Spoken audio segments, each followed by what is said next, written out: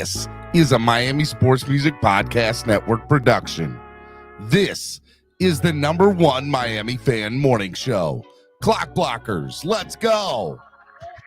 I know the whole city riding. A little early, it's a bit surprising. Business moves, now we enterprising. Switch it up, now we improvising. Go to get in the winter. What's up, baby? It's Spread Kindness Friday. How y'all doing today? It's all right. To my Heat fans, don't worry about it. Don't worry about it. It's just game one. We're going to come back with the comeback. Don't even worry. What is up, ladies and gentlemen? It is Clock Blockers, the #1 Miami fan morning show right here on the Miami Sports Music Podcast Network. And it is the favorite show of the week for most people. It is Spread Kindness Friday. That's right. Spread Kindness Friday. One of my favorite shows of the week. My name is Stephen Daniels. You can follow me on all social media at Stephen D SKPL. Spread kindness, positivity, and love. Make sure y'all do that. Hey, follow Miami Sports Music everywhere too, at Miami Sports Music, except on Twitter where we are at MIA Sports Music. Make sure y'all do that there. Hey, also want to remind you to hit the like button. Hit the like button, man. Hit it, tap it, whatever you got to do. You, talking to you. The guy who's watching me on the toilet right now, which is gross, by the way, just make sure you hit the like button, man. Please hit the like button. Subscribe to the channel. Make sure you subscribe. Seriously, make sure you subscribe. I'm not playing with you. Make sure you subscribe to the channel. And when you do subscribe, make sure you hit a bell notification. That way you get notified anytime Miami Sports Music goes live, Solo D drops a new song. Anytime there's anything new, you get notified live. Okay, make sure y'all do that. Also want to remind you as well to sign up to become a member today. There are plenty of seats waiting at the table for you, and we would love for you to sign up and become a member today. As a matter of fact, what we want today on Spread Kindness Friday is 2 new members. Can we get 2 new members to the channel? I just put the link in the chat. I'd love to get 2 new members to the channel. It would be absolutely amazing if we could set that up. So make sure y'all do that right now. No, seriously, right now. Right now. Also, hey, help the channel grow by donating. There's lots of different ways you can do it. You can use the YouTube Live Super Chat, which is the $ below the bottom of the chat. Very important. It helps. It goes such a long way into helping the channel grow. If you are able to provide financially or monetarily, we always ask if you're able to. If you can't, don't worry about it. There's other ways to help the channel grow. And that is, you can hit the like button, the share button. You can let people know, let 10 people know about the channel and tell them to subscribe. Subscribing is free. But if you also are able to donate monetarily, it helps too, because it is able for us to provide a wonderful, amazing show on a weekly, daily basis, Monday through Friday, right here on the Miami Sports Music Podcast Network. You can donate 3 ways. You can donate using the YouTube Live Super Chat, which is the $ below the bottom of the chat, or you can also use Cash App, which is $MSM Podcast Network. You use the QR code that's right on your screen, or you can use PayPal, which is also MSM Podcast Network, or use the QR code that's right on your screen. Want to give a big shout out to our sponsors of the show, ZSM Sports. ZSM Sports, the #1 place to get your cards, jerseys, balls, and hard-to-find items. Make sure you get ZSM Sports today. Zachary over at ZSM Sports has exclusive private signings, whether in person or if you want to purchase over the internet. If you hit him over on Instagram at SportsZSM at his latest signing, you pay for it, and he'll send it out to you via mail. It's absolutely amazing. So you can get all the stuff for your man cave or woman cave, whatever it is that you got, and you can do that today. Lime, less is more events. Supplies tickets for sports and entertainment events for less than the competition, allowing you to have more fun. Call 202-930-3533 to get a personalized experience with tickets to the game and the event you want to go to today. Lime takes pride in providing the hottest tickets at great prices with absolutely zero service fees. So call today. Again, that number is 202-930-3533. And last but certainly not least, Tailgreeter. Download their free app today on your current Apple or Android device. Make sure y'all do that today. It's an absolutely amazing app. Or go to the website to purchase your tickets for the 2023 Tailgreeter Tailgate Tour. Now, some big news coming out later on this afternoon. We have all the hotels finalized for all three cities. Three cities. Three cities, okay? All right, we got the Baltimore beatdown in Baltimore. And remember, right now, we extended the pre-sale. So right now, you can get your game tickets in an all-inclusive tailgate. This afternoon, we are going to have the link up for the hotel partner that we're going to work with. We're just waiting to get the third hotel link, and we're just going to drop it all at one time. So make sure you do that. And then with the hotel link, we're also going to add to the Tailgreeter site the bus transportation ticket, which gives you a bus ride to and from the tailgate from the hotel the day of the game in Baltimore, Philly, and DC. All right. And so you can purchase your bus tickets for your round trip. That way it'll save you money in DC, it'll save you money in Baltimore, and it'll save you money in Philadelphia, definitely, because those parking ticket prices are absolutely bananas. Okay. All right. We rented a whole bus, so you can purchase your bus ticket to go back and forth, which is great. So remember, Baltimore beatdown, Saturday night meet and greet is free. The game tickets, we have upper level and lower level. We have all-inclusive tailgate, or you can purchase the bundle packages that have the tickets and the tailgate. Same thing with the FedEx takeover in Washington. We have Saturday night meet and greet. It's free. Game tickets, all-inclusive tailgate. It's going to be awesome. And you can also get the bundle packages. We have upper bundles and lower bundles, upper tickets and lower tickets. And the same thing in Philadelphia for the Philly Finvasion. We got the Saturday night meet and greet, game tickets, all-inclusive tailgate. If you go to Tailgreeter now, you type in Philly Finvasion, you can get access to our link there. You can also go to FedEx and get the link there. Type in FedEx Takeover in Tailgreeter and get that one there. And you can type in Baltimore Beatdown and get the one in Baltimore. If you go in the link in the description below right now, you will see the link to all three cities for the Miami Sports Music Tailgreeter Tailgate Tour. Game tickets, tailgates, Saturday night meet and greet, hotel group rates, which you're going to love, and obviously transportation to and from the tailgate and the game. So it's going to be good times. We hope to see you there.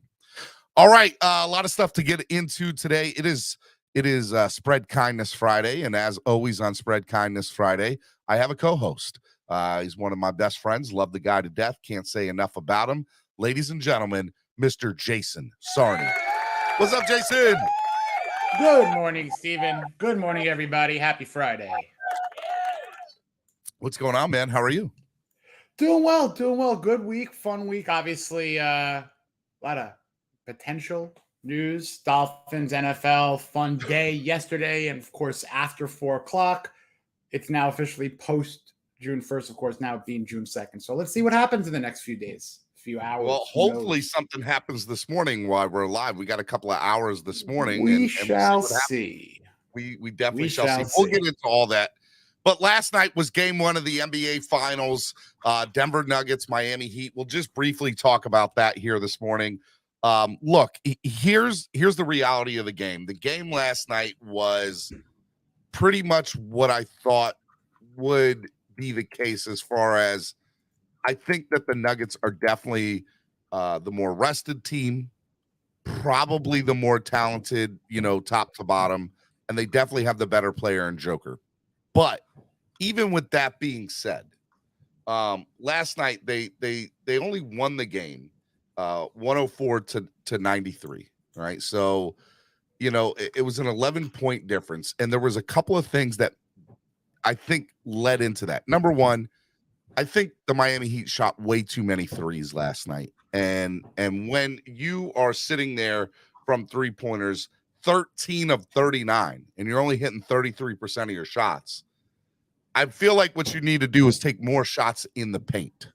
That's the first thing that needs to happen. The other reason that you need to go into the paint more is because you get a chance to draw fouls and get to the free throw line.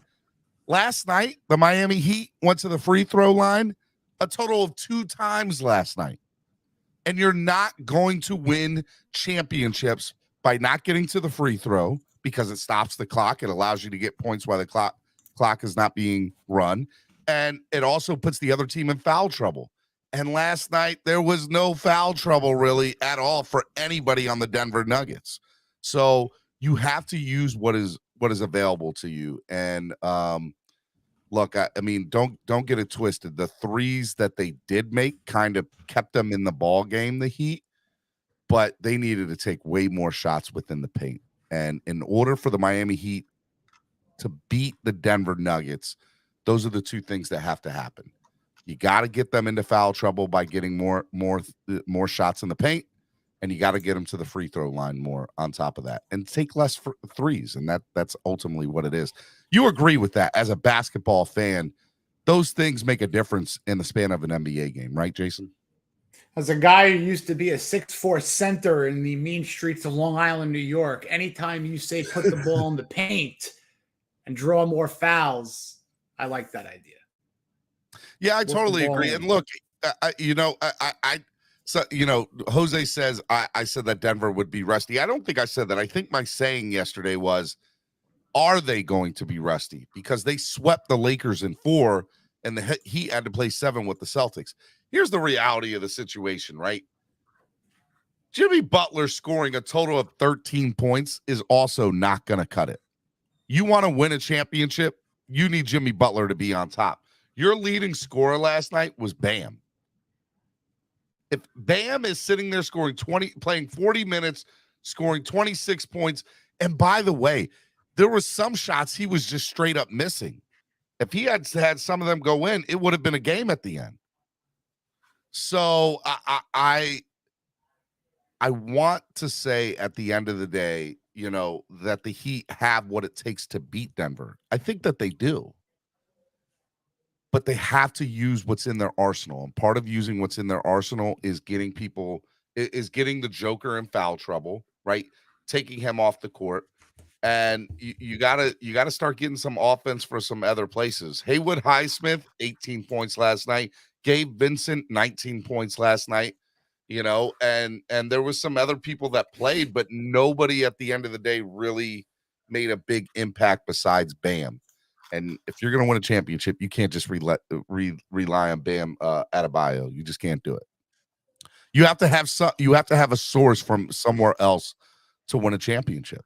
I like what I saw in certain aspects last night. It made me think, okay, if they can switch it around in game 2, and if they could pull out a win in Denver in game 2, that'd be great. But if they can at least show that it's a competitive ball game and it goes down to the wire, I don't even care if they go down 0-2, because I believe that the Heat can win 2-0 at home. They can win 2 at home and bring the series back to Denver in game 5 in a 2-2 lockup. But they gotta play different on Saturday night. They have to.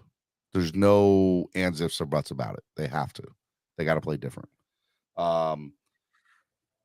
You've watched a lot of NBA over the years. My last question to you, because I know you haven't been keeping up much with the NBA, Jason. In the NBA Finals, when you're playing a team that you know is better than you, what do you do? How do you, in the locker room, what do teams do to be able to overcome that psyche of, it doesn't matter, we're going to find a way and will a way to win this game? It's a great question, and I'm glad that you phrased it that way, because you mentioned Jimmy Butler. So Butler has been having a remarkable playoff run. He's a remarkable player. I've been seeing on Twitter the, debate whether he's, how good he is or what level he needs to be at. What I'd love to see is how he responds game 2 and takes the game over potentially. He needs to get a 30-point performance on the road. He needs to literally just take over a series. I would be curious to go back and see how guys like a Kobe, like a Michael, like a LeBron respond at the game after a loss in a finals series. Because I want to kind of put Jimmy there, and even what Jimmy has done in his career, so I'd like to see where he is on that regard. Because I'm sure guys like Larry, Magic, Kobe, all these generational kind of talents, they do everything in their power to not allow their team to lose. So you need a guy like Jimmy to just take the team on his back. It's nice to have Bam as your kind of sidekick. But these days, you need that trio. You need that hardcore 3, maybe even 4 to put it over the hump. So we'll see. We'll see. And let me ask you another question. We live in a world in the NBA where people do game management, right? And that's one of the big knocks of the NBA right now. The reality of the situation is Jimmy Butler is exhausted. He is not playing to the best of his ability. And does that make a case for the NBA being a thing nowadays where game management is something that is, I get why they're doing it. I mean, look, I want to be an old hat here, but basketball was my first love. I watched so much, full disclosure, whatever. My first job out of college, I worked for NBA Entertainment. So I literally spent 70 to 90 hours a week watching basketball in one way, shape, or form. A lot of tape cutting, a lot of past watching to put together packages and highlight reels, what have you. The 80s and early 90s, it was different. You had guys like Larry Bird who was playing with a problematic back that was so severe off the court. He couldn't move, but he wouldn't miss games. He would manage his time on the court, but game management, these guys did not have luxury travel. They did not have luxury this, that, or the other thing. They also weren't getting paid millions and millions of dollars to preserve the investment. So I understand load management, but come on, this is an era that wouldn't I think fare well when you go back to the 80s and early 90s, so I don't disagree with that. It's two different eras. You talk about Larry managing his minutes in the course of a game. So instead of playing the full game, are we talking about he's playing 3/4 of the game or half the game? I'm just using that as an example. You know what I mean? There were times where Larry shouldn't have been on the court. I mean, look, Michael Jordan, his last year, correct me if I'm wrong, played every game. You know what I mean? So there was they didn't want to miss a game. No one wanted to miss a game to preserve their body. It's not about missing a game. It's about knowing that when Jimmy Butler is going down that court up and down, he looks exhausted. He just looks I get that. I get that. And you know what? Maybe it's an aspect of the players these days are so darn athletic, are so fast, are so quick, whether you're, 6'5", 7 feet, everyone's almost playing like guard speed. You know what I mean? So the years of the sets and the awesome offense, the triangle offense, and just watching basketball played is that pure game that I loved watching growing up. I think it's much different. So I can understand the fatigue factor that comes in now versus what it was a little bit further a couple decades ago. The other thing that bothers me too is when Jimmy went into the paint all night last night, he was looking for the pass way more than he was looking for the shot. And I remember in the first and second round of this playoffs, Jimmy was going into the hole more and looking for the shot more than he was looking for the pass. And that's something that bothers me about Jimmy's game too.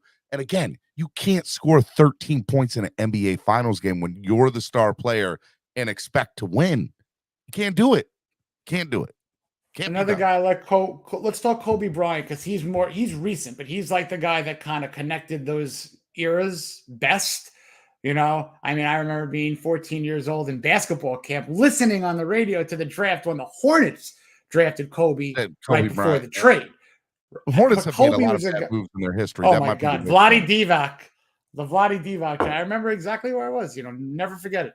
But anyway, the Kobe situation, he would play with separated shoulders, pop knees, because he would say growing up, he would understand that when people would get a chance to see Michael Jordan, they paid the ticket to see Michael Jordan. He was on the court. So he would always want to be on the court to get his fans to know if that was the only game they went to, they saw Kobe Bryant. Maybe in the third, fourth quarter, he had that ice pack on his shoulder or knee or what have you. but he was on the floor. You know what I mean? So I'm not knocking it. Let me also say, give credit where credit is due. The Nuggets, Joker and Jamal Murray. Oh my God.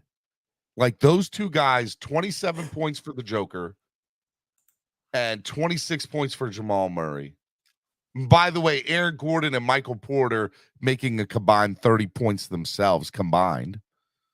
I mean, they're hitting shots. I mean, Joker, he was hitting some shots last night at the end where I'm like, no other person with that ugly of a shot is that shot going in. But for him, they go in every time.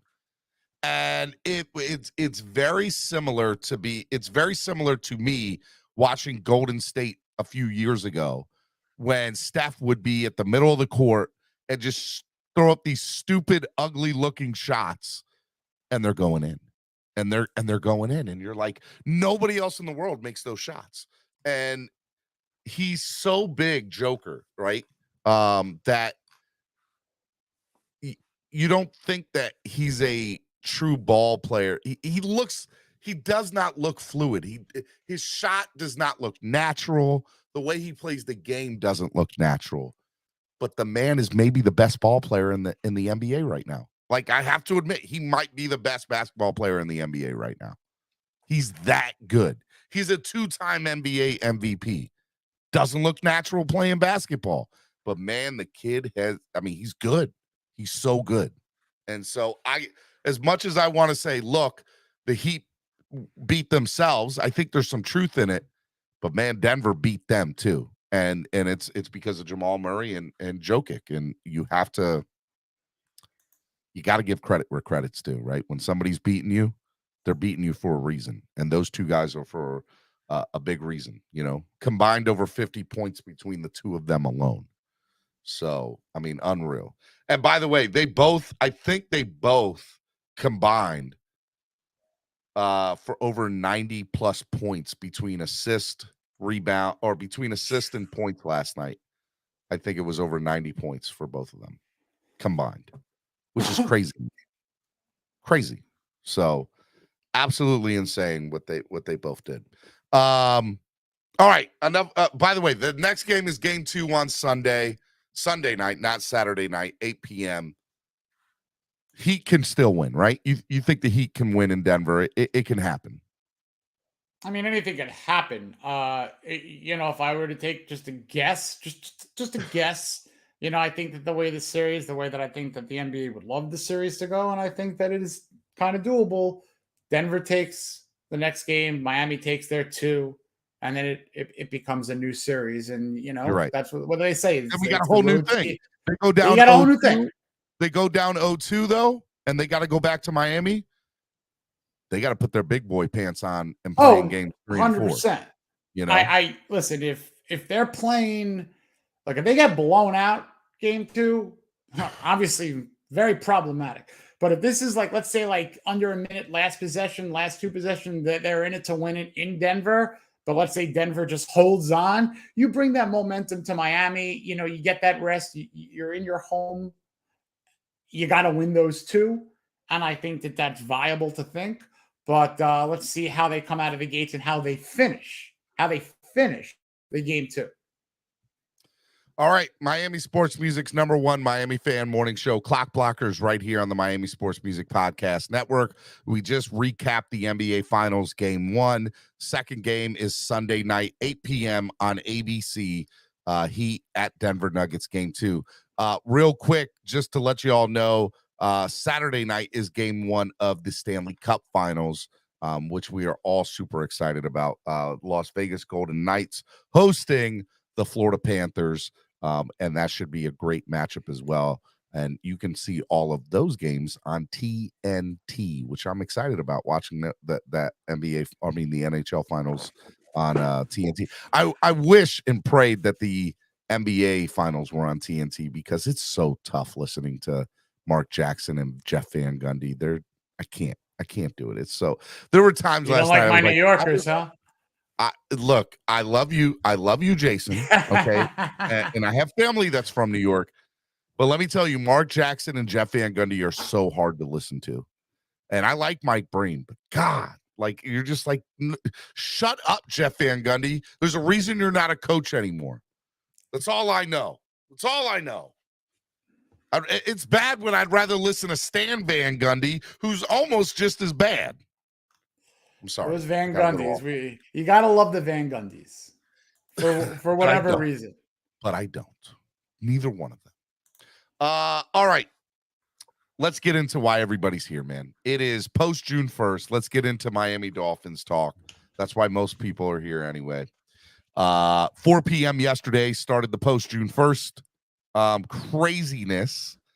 And, you know, we're all kind of watching. We have Dalvin Cook watch is pretty much where we're at right now. What happens with Dalvin Cook?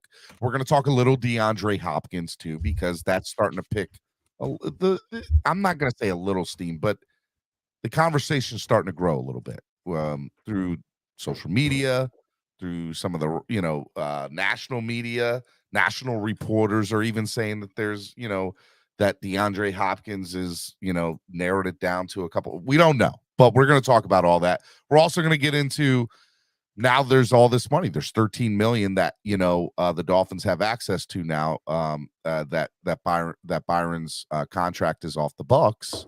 So what happens with that? And you know, the restructure for Christian Wilkins, how is that going to work out? Do you restructure him? Do you extend him now?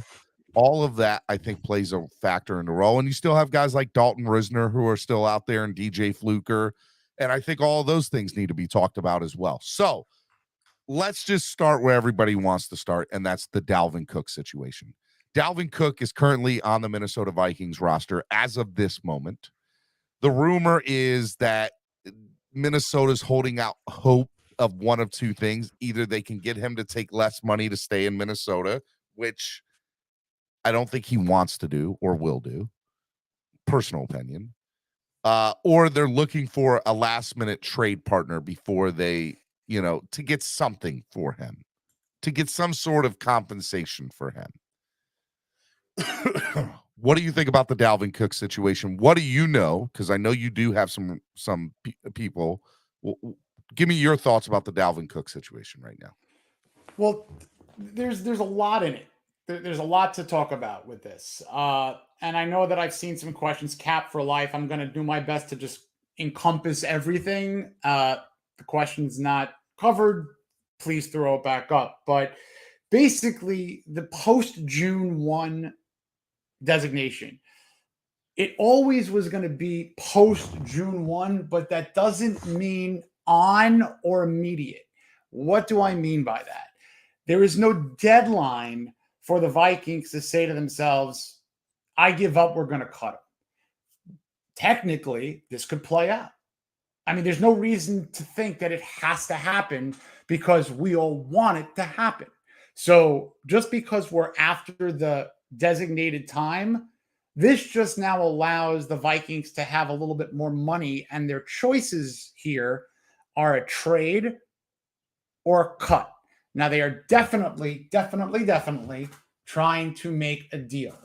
Why are they trying to make a deal? Because it saves them $2 million in salary cap, dead cap savings, a trade versus a cut, and it gives them an extra $2 million in their cap that they could use. So you're talking about a $4 million swing if you simply trade Dalvin for a pick swap.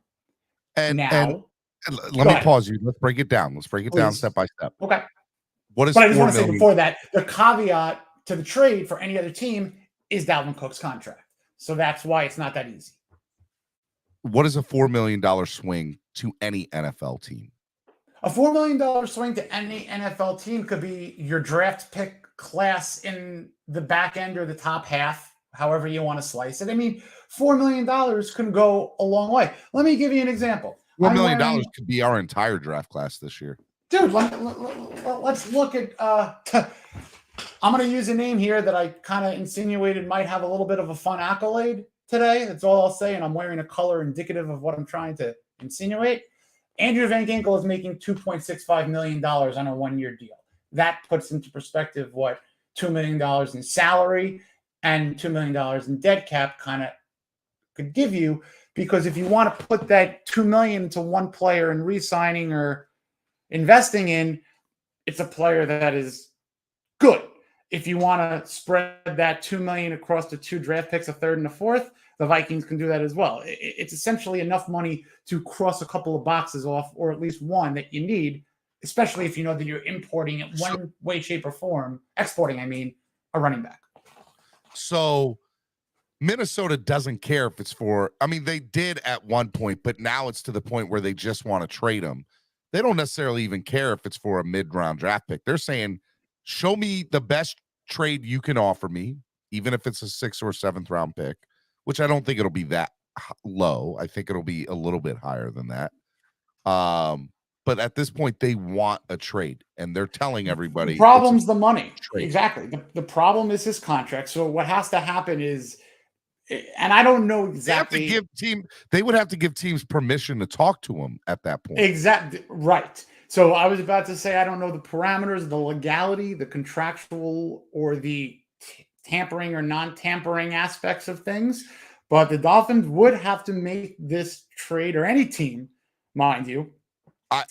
Everything we've heard is coming down to Buffalo and Miami. So 100%. So with that being said, if Minnesota releases him, Minnesota has to pay him what amount of money?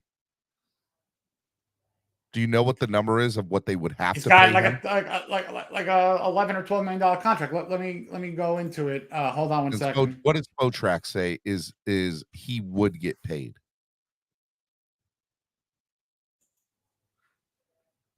Because he's got a base salary of $10 million. He's got a base salary of $10 million, but a cap number of $14 million. So it behooves Buffalo and Miami to play chicken with Minnesota, because if they can get them to take a majority of the contract and pay him, these guys only have to come out of pocket maybe $1 million or $2 million to get to where he wants to be, maybe $3 million this year.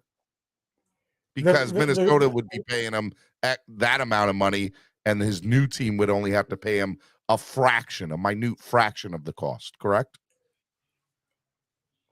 Okay. Prior to getting really into the nitty-gritty of what the Dolphins might need to come up with Dalvin, we really need to look at the priority of how Greer and Shaw are probably working. And gun to head, if somebody asks me if Dalvin is number one, I can't say that it is. The rookies that need to be signed. Okay, that's $3.5 to $4 million. Sure. So let's take the salary down, because it is like 14, 15 million. So let's call it 10. Let's just undershoot. Let's just call it 10 after the rookies. Right? That $10 million is remarkably important, as well as the $8.7 million 2024 savings from the Byron Jones cut. We get that money back too. Dead cap hits around $10 million next year. We don't get that in this offseason. Next year. Okay, yeah. Why do we care about that? Christian Wilkins, because we're talking Christian Wilkins. Next year's salary cap is in the red right now at around $24 million. That's after Byron Jones's $8 million comes back. Now, I'm not worried about the $24 million red, because there's 3-4 players that right now are on the team that, regardless of whether being moved or cut or traded or whatever this year, certainly they're not around next year. You can come up with $30 million making breakfast. So we can get in the green very easily next year. It's not even without even restructuring any major deals. I hate naming names. I really, really, truly, I don't like doing that. But if we're talking business, we are going to talk a wide receiver or two. Contractually, we'll not have to worry about their money next year. Potentially a cornerback, because we're setting up for that with drafted and signed players, and maybe there's a veteran. Well, Cam Smith took a big. You know what I'm saying? There might be a linebacker who, let's see how the Vic Fangio linebackers work, because there might be one who might be entering the back nine of his career this year or next year, who's making a lot of money, who might not be on the books next year if the Dolphins make a move somehow. So the point is, $30 million in the red now for 2024 will be okay. Christian Wilkins needs to be in that equation with this money that's off the books and next year. So that's a heavy chunk. So Dalvin would have to take a heavy pay. Go back to this year. We have 10 mil. Okay. Pretty much after the rookies guesstimation. After the rookies get signed, 10 mils available for us. let's pause that. Let's go to Cedric Wilson. What do the Dolphins do with Cedric Wilson right now? Because that also frees up what, 5-6 million, somewhere in that 7, range. I believe. I think So even more. million. I think, yeah. I'll get to it in a second in terms of the exact amount. And by the way, that's all the more reason why I think the DeAndre Hopkins conversation is at least remotely possible. Do I think it's going to happen? No, I don't. But I do think it's remotely possible because of that. Well, but we'll get into Hopkins in a second. Let's go to Cedric. What is up with what do you think is up with the Cedric Wilson conversation? It's $7 million that would come back off the books if he's traded. So that means and what is it? And we could trade him for whatever. We could trade him for a 7th round pick, and we get $7 million. Correct. You're essentially selling a draft pick for money. There'd be $1 million or so, I think, dead cap if you do that. But right now, here's something that I want to put into perspective for everybody too. Everyone's worried about the cap, the future, the mess we're getting in potentially. It's really not like other messes. The Dolphins are where they should be with the rookie quarterback contract with Tua. They're in the top 6 or bottom 6, however you want to look at it, in dead cap number, meaning they have they're part of that 6 or 7 teams with the least amount of dead cap number this year. It's about 8 million. So they're okay in that regard. I'm just not very worried about what they have to do to get where they need to be. So it's going to be very interesting to see what they need to do. Cedric, I would like him to. Cedric?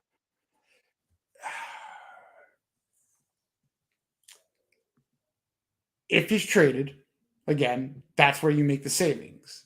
But if he's not a cut, you can't cut him because there's value there. The only problem with last year is that they brought in Tyreek after they signed him, so plans just went out of the window for Cedric. But I would like him traded because I like Cedric as a player and Cedric really would like Wilson to see only him. saves you $2 million. Dolphins eat $6 million in cap space. Nobody's trade. I don't think that's true. I think it's the other way around. I'm looking right now, and literally as per over the cap, if you're gonna trade Cedric, you are now saving $7 million to your cap. That's what I thought this year and next year.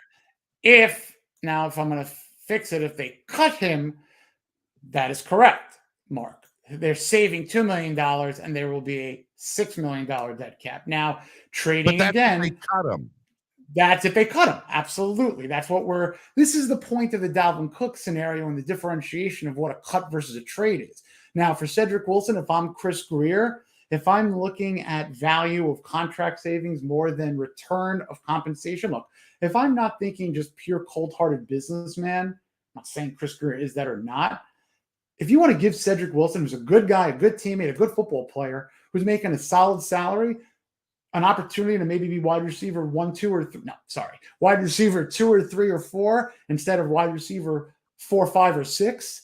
You make a trade for a pick swap. You make a trade for a 2025 5th round pick. That's conditional that could bump up to a 4 if he plays 65% of the snaps. I don't know. You're doing something that's going to make your books better than your addition on the field. Because what are you doing also when you trade a guy like a Cedric Wilson for a non-player human right now? You're opening up a spot in the wide receiver room. Chosen Anderson, Robbie, Chosen Robbie, Anderson, Robbie. I think Chosen Anderson already has a spot here, even if Cedric I think he does too, but it makes it him with Barrios, and then it becomes a very solid core. Eric Ezukama to me is the guy that's on the bubble. He's on the bubble, but you can make him a practice squad player and protect him because he only is accrued one. Only in his second year. You're right. Yep. I mean, that's Eric Ezukama. Let's just put on the back burner. They've done that. They're going to burner people because the rules. 16 practice squad players, I believe 4 of them could have heavy protection. Not guaranteeing on that, but jumping all over the place. Where was I before the Ezukama? Okay, Wilson. If Wilson opens up a roster spot for the wide receiver room, and then you have other scenarios that there's so much flexibility with other position groups, roster spots are very valuable on this team. Okay. All right. So I want to break this down. So right now, according to our conversation, we have $10 million after the rookie signings. We then in asterisk our this up with being not, listen, this is based on a couple of the sites. okay. I can't guarantee massive, accuracy. Yeah. Margin of error, $1.5 million, $2 million. Okay, but we're gonna say 10 according to our conversation. Perfect. Okay, after the rookies are signed. So now we have 10. We trade Cedric for whatever the hell we want to trade him for. It can be for a bag of chips for all we care. Get him out. That gives us another $7 million. So now we have. So you're $17 million after rookies. We're $17 million in the green. You Right. know you got to save $5 million for the season. You always got to have Call it about 12, $5 million. correct. At least $5 to $7 million Yeah. because of what you might have to do. Now we have $12 million that we can play with this offseason. Let's bring some names in. We got to bring Dalvin in potentially. We got to bring in another offensive lineman, whether that's Dalton Risner or DJ Fluker. Mhm. And there's the potential, because we're going to have the conversation today, just for the sake of the conversation, of DeAndre Hopkins. When a perfect world, Jason, with $12 million available this year, is there a scenario where the Dolphins can go get Dalvin Cook, Dalton Risner, DJ Fluker, and DeAndre Hopkins?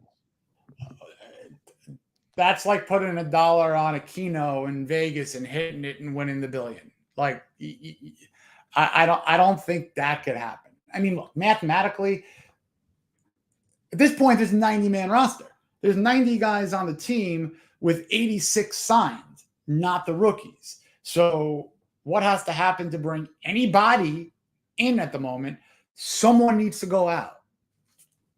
So if they're sending Cedric out, they open up a roster spot to bring in a lone running back if you do a pick swap trade out.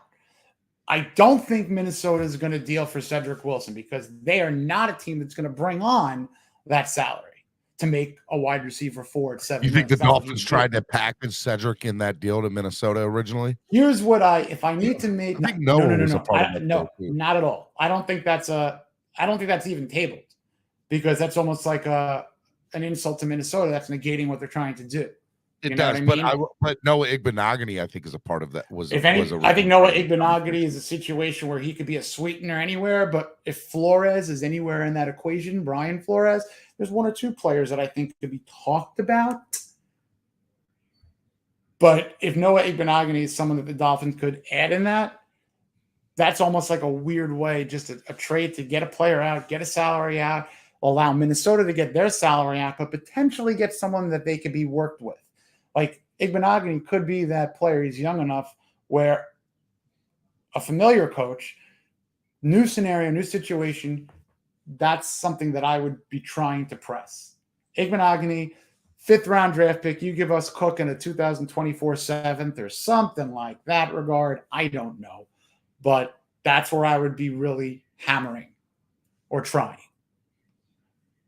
Knowing, Stephen, and this is where we get into convoluted areas and waters that I don't really know all that about. The trade would have to happen knowing that the contract is going to be ripped up, and we're talking 2 years, and I don't think that Chris Greer is going to want to sign Dalvin Cook for a figure yearly. That's more than the old just so you know, backfield. Here's what I said yesterday, right? Let me know if you agree with this or not. Forget the conversation we just had about the numbers. Basically, it's going to work out like this. It'll be a 3-year deal with a 2-year out. He will demand anywhere from 8 to 12 million, but you can give him a big ass signing bonus, and you only need to make 2/3 of it guaranteed, which comes out to be 10 mil, right, per year, guaranteed for 2 years if you think about it. But he's going to get a big signing bonus that's overrated over 3 years. So even if you gave him a $12 million signing bonus and, put that over 3 years, that's 4 mil, right? And then you could make his thing 1 million if you wanted to this year. That's 5 mil. That's a salary cap hit this year. And then you only owe then you'd have a big salary cap hit next year if you got rid of him, or you either extend it out again so that next year you're good to go or whatever. You keep playing it out. But I think that 8 to 12 million is what he wants. I don't think that's what he's going to end up getting, but I think that you can give him a big signing bonus, average it over a 3-year deal with only 2 years being guaranteed, and you only need to make the money 2/3 guaranteed, and you can get him. And I think it would work out fine. Disagree? I would always, I mean, look, I would always love to say you throw the almighty. People disagreed with me yesterday. They thought I was crazy. He's supposed to make 14 million this year, right? 12 million. There are a lot of times. There are a lot of times in a lot of different scenarios where sometimes you might have to take. There's a punt for a running back. You might have to take one step back to eventually make 2 steps forward. So if there is a little bit of a limited financial guarantee or base salary, there could be incentives. There also, could be that fun. All right, well, you know what? A couple $1 million are going to be saved with the tax scenario. He's in his home market where he's from, so there could be a lot of opportunity to make money on some other ways that athletes could easily do in familiar markets, and that's an easier way to maybe get some advertising dollars and sponsorship dollars in South Florida versus St. Paul, Minnesota, or Minneapolis, or wherever he was based during the season. You know what I'm saying? So there's other opportunity than the almighty guaranteed contract. It's also an opportunity to maybe really go far in a playoff scenario. So I don't know exactly, and we've heard that Dalvin wants to play football for a team that he's wanted. He wants to play in Miami. I don't care what anybody says. Listen, there's 2 teams that I think are on the radar. They're both in the AFC East. Everyone said it. I think it's the worst kept secret in football that he will be either a Dolphin or a Bill. Each scenario makes complete sense. You're talking about one being his home area, and we've seen everything social media-wise. And we also know that his brother, James, is a running back for Buffalo, represented by the same individual. So, frankly, if I'm parent Cook here, I'm splitting my bets and saying, James, you do your thing, Dalvin, you do the other thing. To have 2 brothers maybe split carries could be a little bit of an fun but also interesting situation. You're also cutting your brother's meal ticket, just if we're talking about something like that. So look, I think it makes too much sense for him to be a Miami Dolphin. He lives down here. He's from down here. He loves it in Miami. He works out here in the offseason. He has a home down here. The Dolphins are a Super Bowl contending team as we speak, in my opinion. And why would he not want to come here? And why wouldn't he take a cut? He would take a money cut. He would take a break. He would give a hometown discount to the Dolphins. His agent has said as much. Nick Hicks said as much. It's too good of a deal for him to not come down here. Now, with that being said, when something sounds like it's too good of a deal, it usually is. And so I think that there is an outside chance that Minnesota can convince him. Here's out of 100%, I think it's an 80% chance he plays on a different team. It's a 5% chance he goes to Buffalo, and it's a 15% chance he stays in Minnesota. That's how I look at it, which gives us either 15%, but it could be another team coming in at the last second and swooping in. But I would say it's more likely Dolphins or another team, 15%, Buffalo 5%, Minnesota 15%. And I said we 15. I said us. I really meant 80%. I'm sorry. That's 100. Do that new math. I mean, the funny thing is, and I'm going to tie this little comment, and I appreciate that, Sean Noob. I am loving the Blackstone Grill. Blackstone Grill is the greatest thing I've ever gotten in my life. I think we're talking like marriage, kids, Blackstone Grill, and then we'll throw the Dolphin Super Bowl right in between the kids. But kidding, kids. But loving the Blackstone Grill. Don't lie. Loving it. I'm cooking, baby. We're cooking on it. But it's a luxury purchase. That was a luxury, So Dalvin's a luxury. DeAndre Hopkins is a luxury. What Greer likes to do when he's shopping in the luxury aisle is he likes to kind of walk, look at the price tag, really see if it's cheap enough. And if it is, he'll pick it up. If it's a little too rich for the blood, he'll just be, and he'll move on. So that's where I think we are. It's a luxury. Cook's a luxury item. Hopkins, same thing. what's not luxury items and what's more structurally important for the Dolphins, retaining a guy like a Christian Wilkins, in my opinion, perhaps locking down a little bit more of a veteran, call it Risner or Fluker. You can't get them all because you're going to have to ship out some players. You can't bring in 3 with keeping the same roster. 3 would have to go, which is very easy to do with I was about to say, you could make that happen. Yeah, you can cut rookies. I mean, it's not out of the realm of possibility, but I'm just letting you know that some teams have 89, 88 players. Buffalo, I believe, has 89 players. So, they could add someone. You know what I mean? The Dolphins would have to make a transaction before a transaction. So, all right. So, here's another thing. It's 10:45 on Friday. Have we officially released Byron? Because I don't see any news that we. Yes, Byron's out. Byron's gone. Post June 1st was after the league calendar day yesterday at 4:00 Eastern Standard. Okay. So he is officially gone. That's already. So happened. If you've ever got direct deposit and just waited for your funds to hit at 3:59 seconds, Brandon Shore didn't have the salary cap money to work with, and then 2 seconds later he refreshed his cap figure and the money was there. If you want to look at it as simplistically as that. That does not mean I will that the fire is under their asses to do something right away.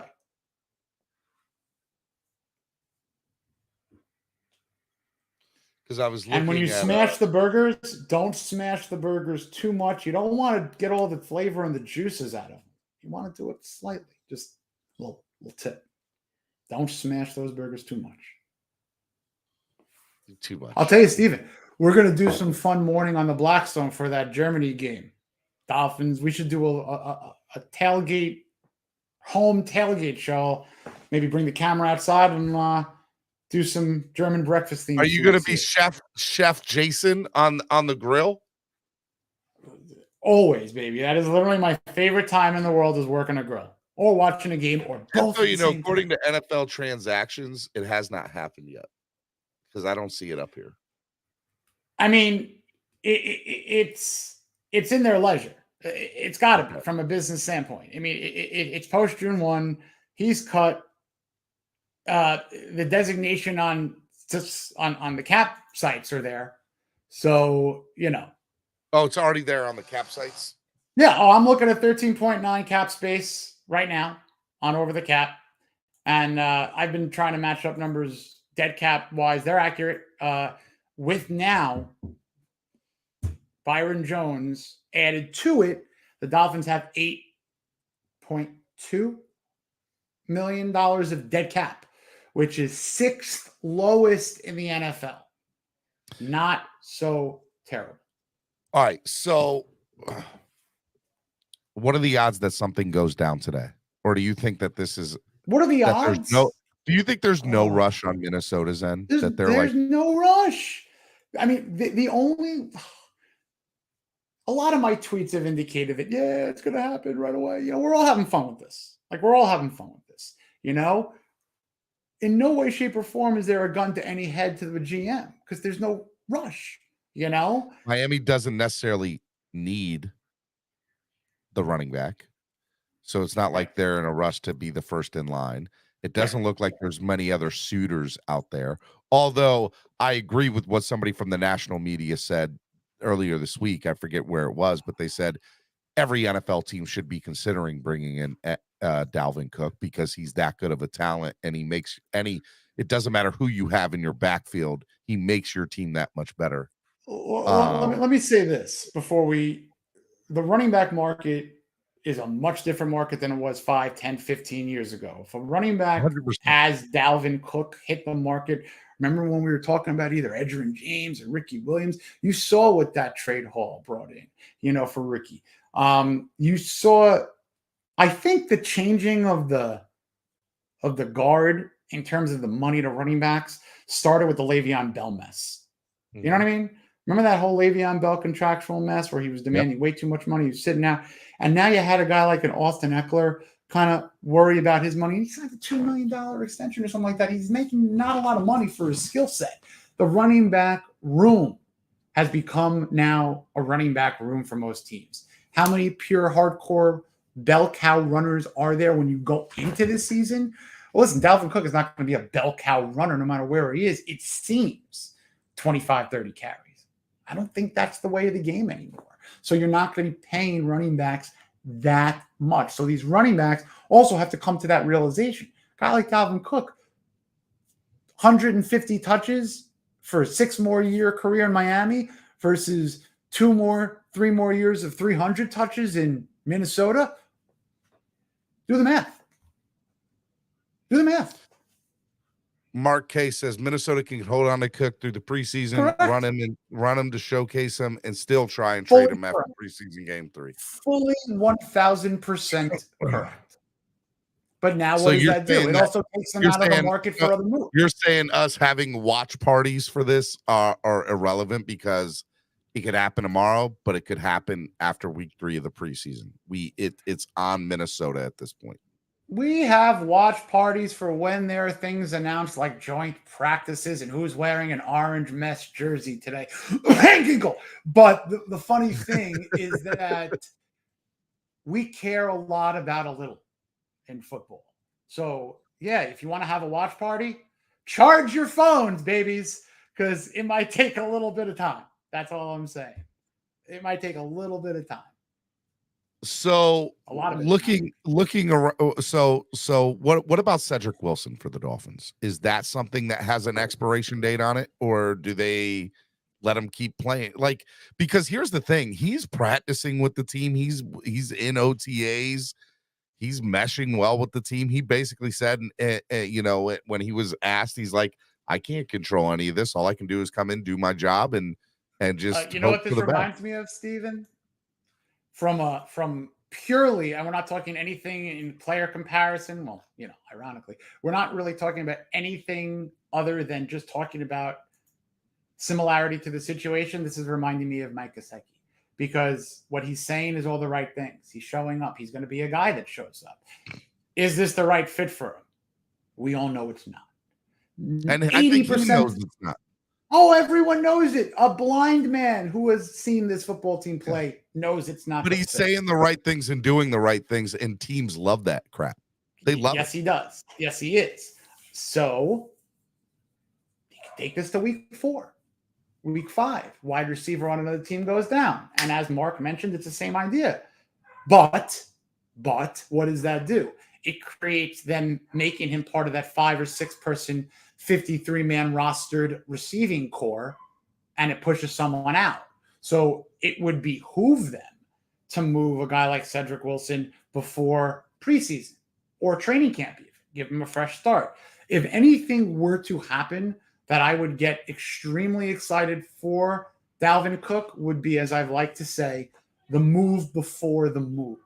A lot of times we've seen that happen. I'm not saying that these moves before the moves or the move after that original move have quote unquote worked, but Greer likes to, I love saying rob Peter to pay Paul. We'll go back to, please don't hold this against me for just bringing this name up, but this is case in point.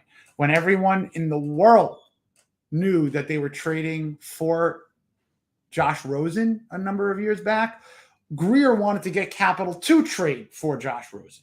So he picked up the phone and he called the Saints to just get something in return for a draft pick. He got other picks, moved down, multiple picks, one of them in which he used for Rosen. Same idea was when he made the multiple trades with Philly and San Francisco, bing, bang, boom, which ended up in Waddle. He likes doing Godfather last scene style moves where he likes taking out all of his checks in one fell swoop.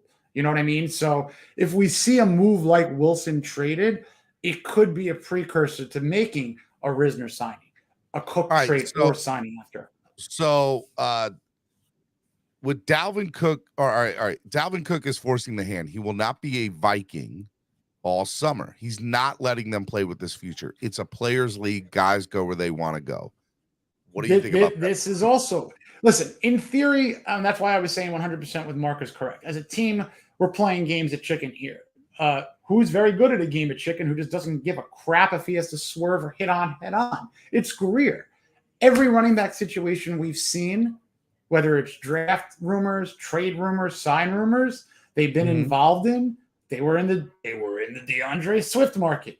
They were. And look what the market was for him. It was bupkis. Howie Roseman stole him. But Greer didn't want to spend that cost for that player. So it also could really be a clue into how much he's willing to part with, number one, if he has to part with something, for a Cook, as well as sign him. So there's a lot of tells here. And a lot of times what we want doesn't always happen. But this particular Dalvin Cook situation, if it makes dollars and cents for Dalvin, if the Dolphins can make the right move if needed, or if they could just come to the right dollar amount, if he's caught and a new contract has to be drawn up, it does make dollars and cents for the Dolphins if the cost is right. But why? So why wouldn't Dalvin walk into Minnesota's front office and say, guys, trade me, release me, whatever, just do it now. I'm over this. I don't know that that's not happening. Or in Dalvin's case, why not even make a public statement? Because I think he could tactfully. Rashad, hey, we saw Xavier Howard did. Remember, Xavier Howard released a statement. It was tactful, it was respectful, and he put the Dolphins to, pen to paper and said, you guys need to do this or X, Y, and Z. And the Dolphins did. Why wouldn't Dalvin, the only difference? Okay, do the same thing that X did 2 years ago in the offseason? I'll give you the reason in terms of, and again, this is from my knowledge of reading the rules, the contracting, and hearing what even guys like Brian Flores said way back a couple of years ago to describe the Xavier Howard situation. Xavier Howard wanted to, and let me see if I get this verbiage right, he wanted to rework a previously renegotiated extension from his original contract. So that's almost like a fourth level of reworking deal from previous agent, previous regime. So he was never going anywhere. He just needed to not be the lowest paid cornerback on his roster with Byron Jones. Now look where we are. We're looking at Xavier Howard in maybe a renaissance situation with his new partner in crime, Jalen Ramsey. Byron Jones is out. So really you're talking about the fact that, was it a horror what Xavier Howard did? I don't think so necessarily. Last year wasn't the best. Let's see how he handles himself this year. But again, renegotiated or reworking a previous deal. So it was a weird, unique situation. Xavier Howard, who came off an all-pro year in his prime. Now looking at Byron Jones making a couple mil more than him. So that was a little just different. I hear you, but it was like different. You know what I mean? I hear you. I think my thing from it is to talk about this as a players' league, to CB83's comment. I think players have more control. I think they have more control than they're letting on, right? Like it goes back to the millionaire versus billionaires conversation, right? And we kind of live in a league now where players, because of the type of money that they're getting, they have some leverage in certain conversations of how the NFL works. And I think in this particular scenario with Dalvin, Minnesota showed their hand. They took him off all the marketing material. They took him off the website. They didn't, they pretty much said, stay home. You don't need to come in, whatever. They made it public. They confirmed on public platform in a press conference. Yes, we've had trade conversations about Dalvin Cook with an AFC team, with multiple AFC teams. Minnesota played themselves as far as I'm concerned. So at this point, excuse, for lack of a better term, and excuse the language, swear jar, you either shit or get off the pot. And I think that's 100%. Kind of where he is. We had Zach Hiller on, right? His agent. Shout out to Zach Hiller. Absolutely great guy. Zach said as much in our conversation with him. Hey, look, I pretty much need to go get a bathing suit for South Florida this year. Right? Didn't he say that? I mean, look, that's a fun. That was a fun way to answer. I mean, look, that was a great way to answer. It told me everything I needed to know without it happening. When we're looking at, yes, that was a very fun comment to hear, and there was definitely some conviction with that. Now, when we look at some other areas of what the Vikings are doing in terms of what they are telling us, they retained Alexander Madison, and that was a big, all right, well, we got our guy. So that's their version of also in drafting a running back too. I forget who it was, but they drafted a running back. So they're literally telling the world, we're going to move on if we need to. We're not paying you this, so they're playing ball. I don't know that they're playing ball, I guess, the perfect way, because if I guess they did and they had something in place for a deal, maybe it would have happened because it would have been a great deal for them. Because again, if you trade him, we're talking just millions of dollars, not tens of millions of dollars, but you cut him. Your dead money is $5 million. Your cap savings is $9 million. You trade him, your dead money is $3 million. Your cap savings is $11 million. That's right off of overthecap.com. That's $4 million swing. That is a big swing. So, and conclusion to our conversation about Dalvin Cook, you and I both think he's not going to be a Minnesota Viking next year. You and 90% chance he is not. I'm going to leave myself at 10% out. You and I both would agree that it's more than likely he's going to be a Miami Dolphin, but there is a chance a Buffalo Bill or another team could come in and make an offer, or make a, maybe Miami doesn't make, quite the substantial offer that Dalvin's willing to take. Well, Dalvin said he's willing to take a pay cut, but how much is that pay cut? That'll be interesting to know. And how that works. If Dalvin gets cut by Minnesota, Minnesota has to pay him a certain amount of money. That helps the Dolphins more than it does anything. And if we are looking at just the competition here, you're looking for the Buffalo Bills cap situation. They got $1 million left right now, and they're in the red next year. So they're going to have to do something serious if they're really thinking about Dalvin Cook. So the table is set if they want. In football, can it be so? In baseball, when you make a trade, you can get a team, the former team, to eat some of the contract of the current player that's being traded to the new team. You know what? I'm not sure about those particulars. There have been deals before that I think have done that, but you don't see a lot of that because the salary cap and the dead cap is so important in the NFL. In baseball, you're getting small market teams who are competing with $45-50 million to bigger market teams who are going in to Moneyball. The soda machine swinging the bat. He's like, you guys are paying me $7 million. He goes, no, David, the Yankees are paying half of your contract. They're paying $3.5 million for you to play against them. I also think Brad Pitt as Billy Beane got the Cleveland Indians to stock soda for 3 years. I don't think that happens too much in the NFL. So no, that doesn't either. I don't want my players playing for soda for the next 3 years. There we go. Exactly. Stock my machine. Look, and baseball, everything matters, but I just didn't know how it worked in the NFL. No, definitely different. So could the Dolphins, because here's the thing. I know you can't pay, like there are specific rules where you cannot pay for draft picks, right? So let's say the Dolphins say, all right, we'll give you a 6th-round draft pick for Dalvin Cook, right? As is. But maybe they say, hey, look, we'll give you a 3rd-round draft pick if you eat $12 million of his contract. I don't know. I'm trying to remember the parameters of the Aqib Talib deal, from a while back. That was essentially the closest it ever gets for paying for a contract. That's what I'm trying to say. Yeah. Draft pick. They knew Aqib Talib was not going to play, and they essentially paid for a draft pick. Right. So I'll throw that scenario out there as something to research. I know is happening in the NFL.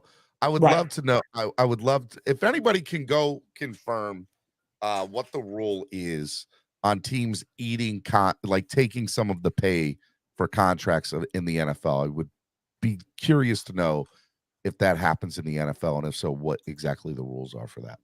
All right, Miami Sports Music's #1 Miami fan morning show, Clock Blockers, right here on the Miami Sports Music Podcast Network. It's at the top of the hour, 11 a.m. It is Spread Kindness Friday right here. Make sure you guys go ahead and hit the like button, donate to the channel, help the channel grow. We can't grow without your help. And yeah, make sure. Miami Dolphins just releasing. We have signed running back Devon A-Chain, tight end Elijah Higgins, and tackle Ryan Hayes. There you go. So there we go. 3 of the easiest 4 money, and that was the easiest. signed. Goes without saying. Daniel Oyefusi says right after getting the 13.6 from the Byron Jones release, Miami signs 3 members of its rookie class. The only top pick, Cam Smith, remains unsigned. I'd be curious to know what those numbers are. And the whole irony of the whole thing. Here's the irony of the whole thing. Here's the irony. Who is representing Cam Smith? Zach Hiller. Oh, it's not a coinkydink. Isn't he he's the same guy that's Dalvin Cook's agent, right? Unless there's a Zach Hiller who represents another Dalvin Cook. I think we're so talking the about Dolphins. the same So by the way, it's just like, everything is working. It sounds like the Dolphins are doing everything we expected them to do. They got the money from Byron Jones. They signed their draft class. They're getting that out the way. Now they can focus on other things, whether that be I'm not trying to throw a DJ Fluker, pro quo in here, but this could be one of those kill 2 birds with 1 stone kind of phone call. Just you think that the phone call happened? Hey, my guy, Devon. Yeah, let's go ahead and get that contract signed. Hey, by the way, just curious as to know what are y'all doing with my other client, Dalvin Cook? Well, Cam's going to make some money. Cam is definitely going to make some good, decent money. Maybe just a little bit better than the 3rd rounder and 6th and 7th rounder. Is that why Cam is not signed right away yet? Probably because they're still negotiating his deal. Maybe, but again, you're also looking at, there's 3 parties to the equation when there's pen to paper. There's the team, there's the player, there's the rep, right? So we know for a fact that this particular rep of Cam Smith is definitely, let's just call him busy at the moment. Let's just call him busy, right? They're all busy. But I find it, for lack of a better term, and for lack of anything else, we've said that the table is set in a lot of different ways for them to have an opportunity to bring in Dalvin Cook. Table set. But the fact of the matter is just having the same agent with your unsigned rookie in Cam being the same scenario as the man representing Dalvin Cook, to me, it's one of those cosmic constellations that just have to happen. So if it doesn't, I'm not going to be upset. I just think that it makes a lot of sense if it makes dollars and cents. So it's going to be a lot of fun here the next couple of days, weeks, maybe months. But here's where we are. All right. Yeah, I mean, look, I agree. I think ultimately at the end of the day, the Dolphins are, going to, I honestly think the next 48 to 72 hours are going to be very interesting from the Dolphins' point of view. And here's the other thing too. And you and I have talked about this before. This is a very interesting time of year too, because the Dolphins, at the end of the day, they have to they have to do certain things, as far as this is that time of year that's pretty much, it's they go on vacation, right? Even the front office. But right now they have, before this, just to jump in to give you the exact, they're there today on field. Then they got a little bit of a tiny break. June 6th through 8th is a mandatory mini camp. And then they're gone for a month, at least. Vacation. Chilling. Yeah, look, it'll be interesting to see. But that, I say all that to say this, Jason. The Dolphins still want to accomplish some things in this offseason. They're not done. So Brandon Shore, Chris Greer, they're on the phones right now. The agents are on the phone right now. Other GMs across are. So now that they've signed 3 out of the 4, Cam Smith is probably right behind them. I would assume they're going to wrap up a deal with him sooner rather than later. He's not a first-round pick. He's a second round. You got to sign him up sooner rather than later. I don't see that playing out anything big. But what I will say to you, my friend, is this. The Dolphins, once they get that draft class out the way, I mean, their next move is Dalton Risner, DJ Fluker, or is it Dalvin? What's more important from for Dolphins? From a importance perspective and saying, what can we live without? Could we live without a luxury runner, or could we live without really improving left guard? So I think left guard. Now, why Dalton Risner to me makes the most sense. He's young enough. He's 27. He's entering his 5th year. He also has knowledge of just knowing Vic Fangio as a head coach. I know he plays offense, but Vic Fangio is a head coach of Denver. So Vic Fangio could say, this guy Risner went up against my defense and gave us fits. I would love to see what he could do working up against my defense and filling in that hole at left guard. Now, what does also that do? That creates Isaiah Wynn, who has been has a play on left guard, but he's been playing left guard, right tackle, left tackle. He's basically the swing tackle, Isaiah Wynn, who might even compete for left guard. Who, if they don't bring in Risner, I'm throwing Isaiah Wynn in left guard right now. Starter. If they don't bring in Risner. If they bring in Risner, I have Isaiah Wynn as your absolute plug-in if Teron Armstead misses a game. At the same time, challenge Austin Jackson at right tackle. But I think Risner is a key. And I tweeted this a couple of days ago. We all know, obviously, that we all would love Dalvin Cook, and probably a little bit of celebration would go on. I want to sign Dalton Risner more than I would like to see the Dolphins bring in Dalvin Cook. If that just puts things on a bar of perspective for everybody, where I'm thinking. Like by a long shot. Look, so here's the thing. I would love to say it's Dalton Risner and DJ Fluker. I know it's not.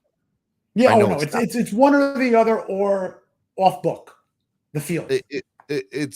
I honestly think the first big move will be my hope. All right, let me say this. My hope is that it's Dalvin at the end of the day, because I know it's not going to be the offensive line, which is ultimately what I really want.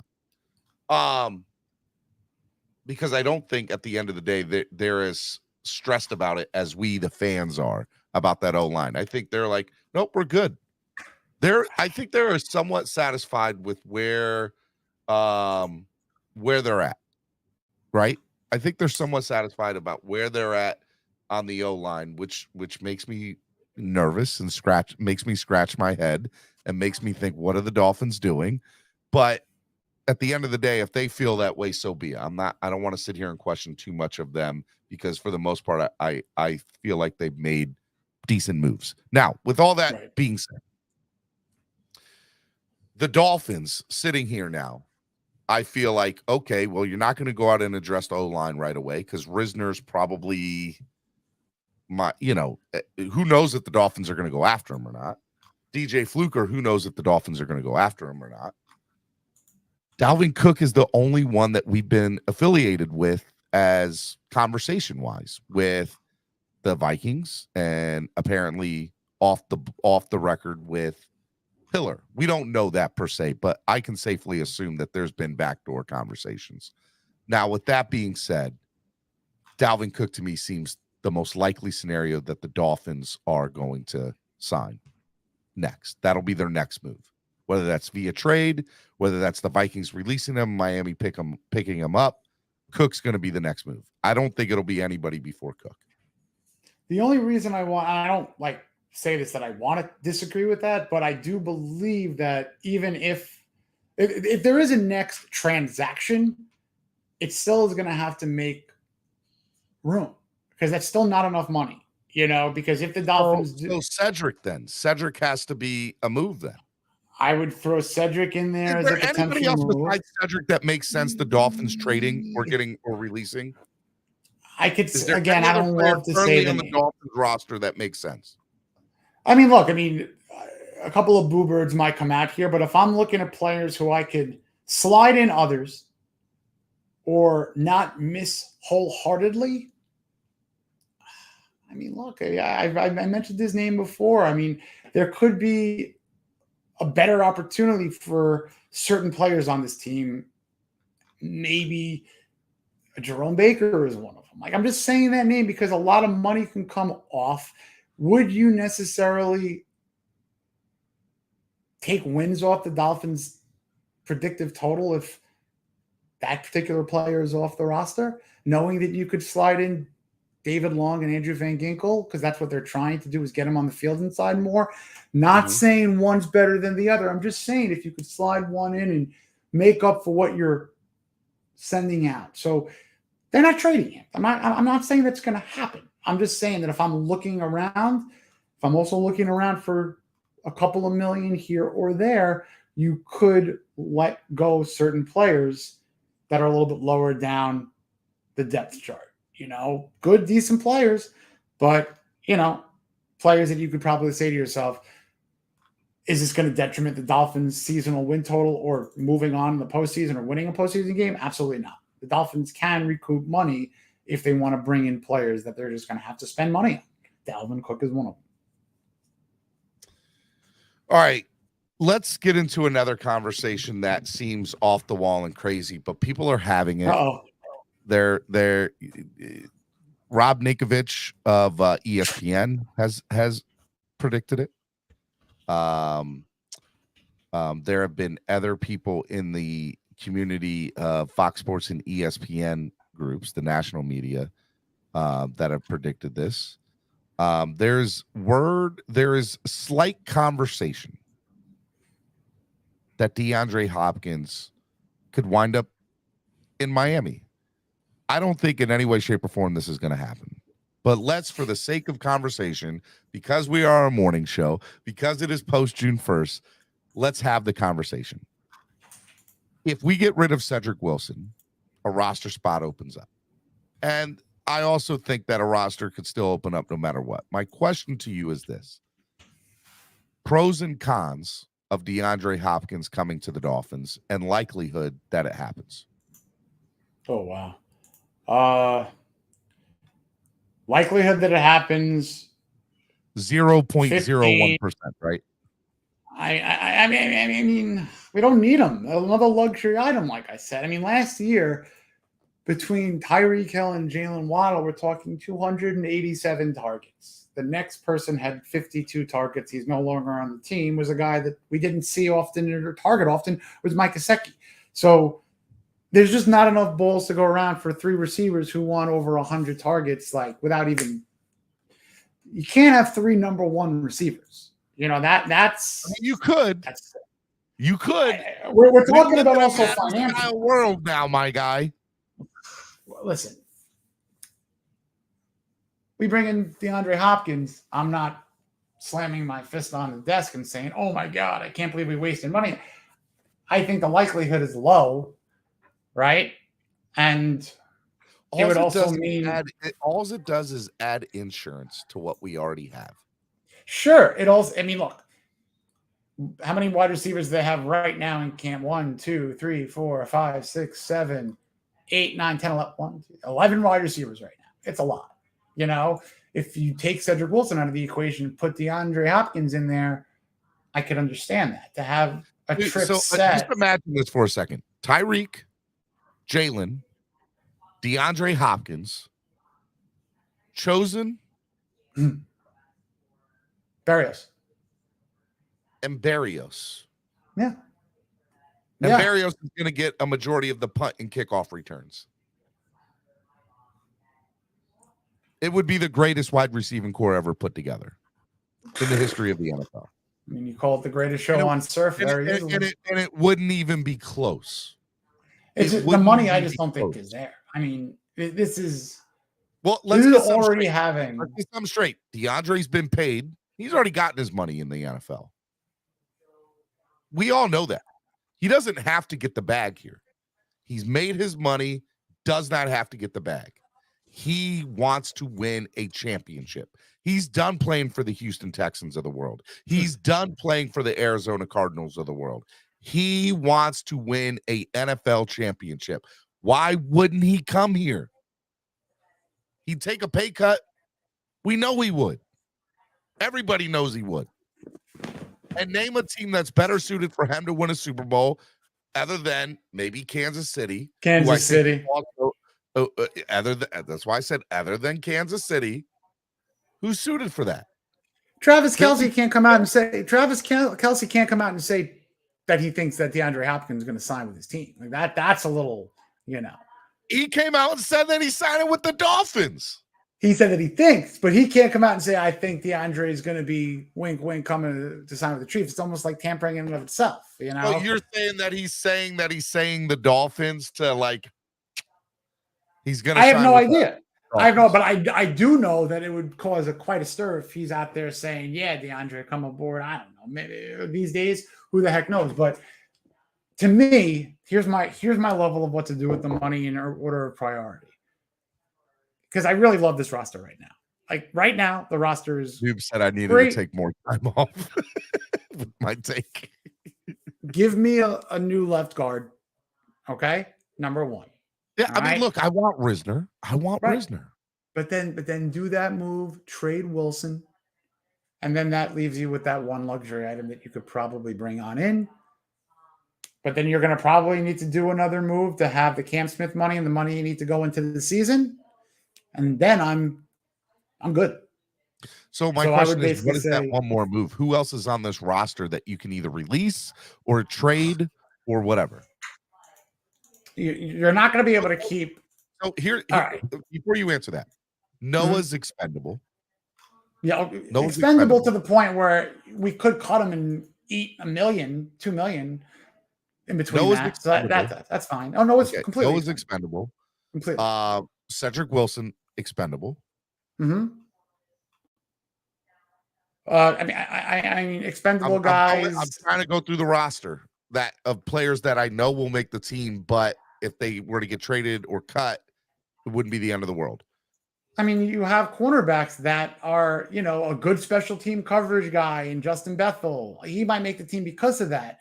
But then you have other cornerbacks who, Keon Crossing, another good guy that is. But how much can you save? Couple million. I mean, look, you cut 2-3 players. That's $6 million. That helps the conversation.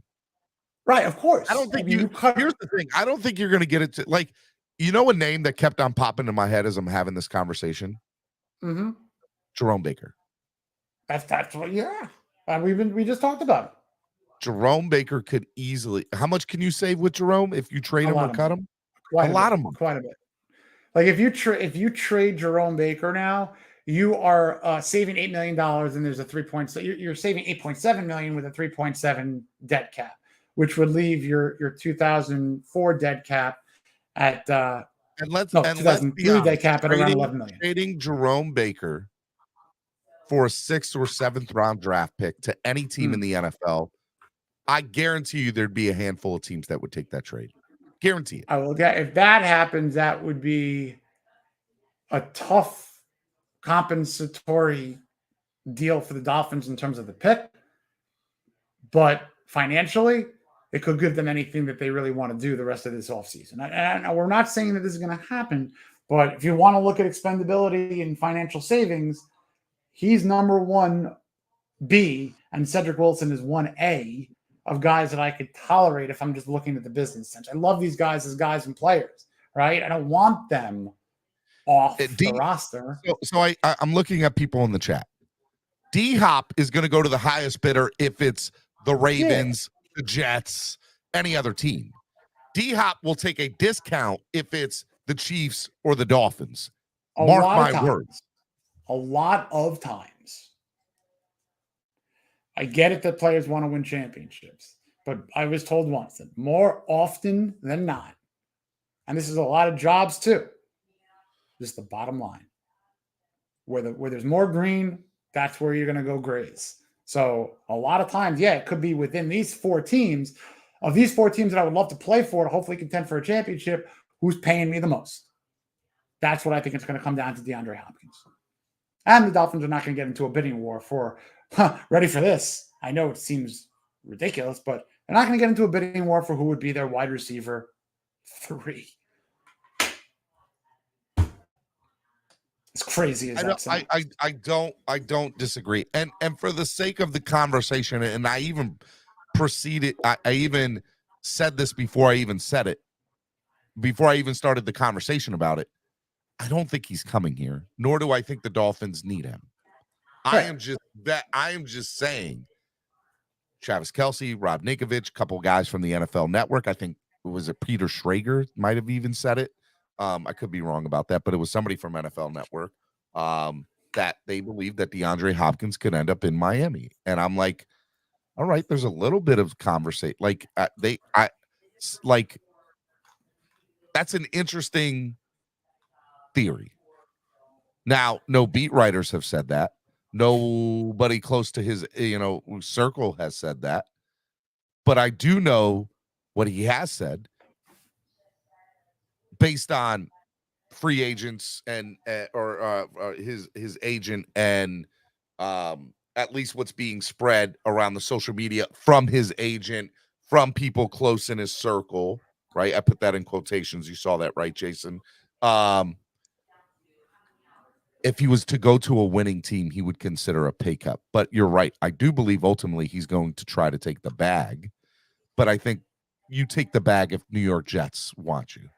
Okay, you got to pay me, but I'll come there. You do that in Baltimore if they want you. Okay, you got to pay me. And you got to think, as far as Baltimore is concerned, they're paying Odell Beckham $18 million. You think DeAndre Hopkins is going to come to Baltimore and be the second highest paid receiver behind Odell? I think not. So they're going to have to pay him too. And I don't think that Baltimore can. I'm telling you, there's a lot of factors that you kind of look at and you say, maybe the Dolphins do have a shot at this. It's an outside shot. It's a long shot. Doesn't even need to happen, but I think so. G says OBJ set the bar. D-Hop is better than OBJ. That's exactly how D is looking at it, like Lamar with Daniel Jones. Talk and bullshit walks. I mean, I don't disagree with that. I don't disagree ultimately with that statement. I don't. What I will. Listen, go ahead. No, Go ahead. I just listen. Go. I mean, there's so much else that the Dolphins have to do and just, solidifying what they want to do this year. We say that there is. The Dolphins, I think, are satisfied with their roster, Jason. I believe that there is a level of satisfaction, but if they could fleece a situation to upgrade. Now, you need running back bodies, right? They have running back bodies, but what the Dolphins have not had for training camp, you need touchdown scores.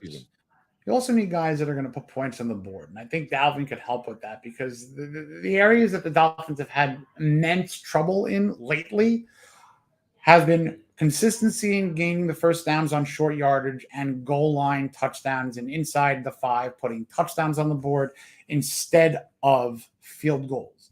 Cook is exactly what you could help with that in tandem with your current running backs. Devon Achane is a guy who could be a running back, wide receiver, return man. So there's a lot of dynamic options that you could do if you bring in Cook. If we're talking about a guy like DeAndre Hopkins, it's just a luxury that I don't think could afford at all when you look at their loaded wide receiver room at the moment, because even if you ship out Cedric Wilson, you still have a loaded wide receiver room in terms of one of them are not going to be able to stick around. And that even could be River Craycraft. He's not a phenomenal wide receiver, but we all love a River Craycraft type of player. Robbie Chosen could very well hit that wide receiver 5 spot without Cedric Wilson or anyone else coming on. I'll be honest with you. I think he's gunning for 3 or 4. Sure, but he's making himself part of the equation with his sure ability to extend the field, bring safeties accountable for his deep threat and opening up the other receivers. I think for the first time in his career, it's not. He doesn't have to be the guy. He does not have to be the guy. He had to be the guy in New York. He had to be the guy in Carolina.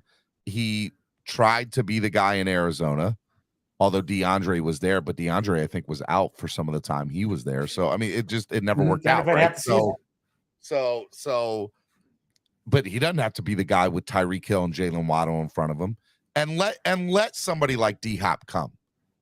I think it would improve Chosen. He'd be like, shoot, all right, let's go.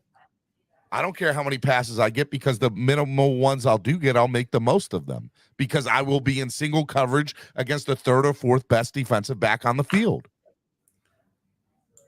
It's not out of the realm of possibility. It's not crazy, but it would look to get a startable, upgraded left guard, to get a player like a DeAndre Hopkins, and to bring in Dalvin Cook there. If they do all three of those things and are still under the salary cap after that, then these men, Chris Greer and Brandon Shore, don't deserve a medal. You should just name the state after them. I just don't think all that could happen. It's just way too much. But would I be thrilled with 1 out of the 3? Absolutely. Is 2 out of the 3 potential? Ultimately, what do you think happens with Risner and Fluker?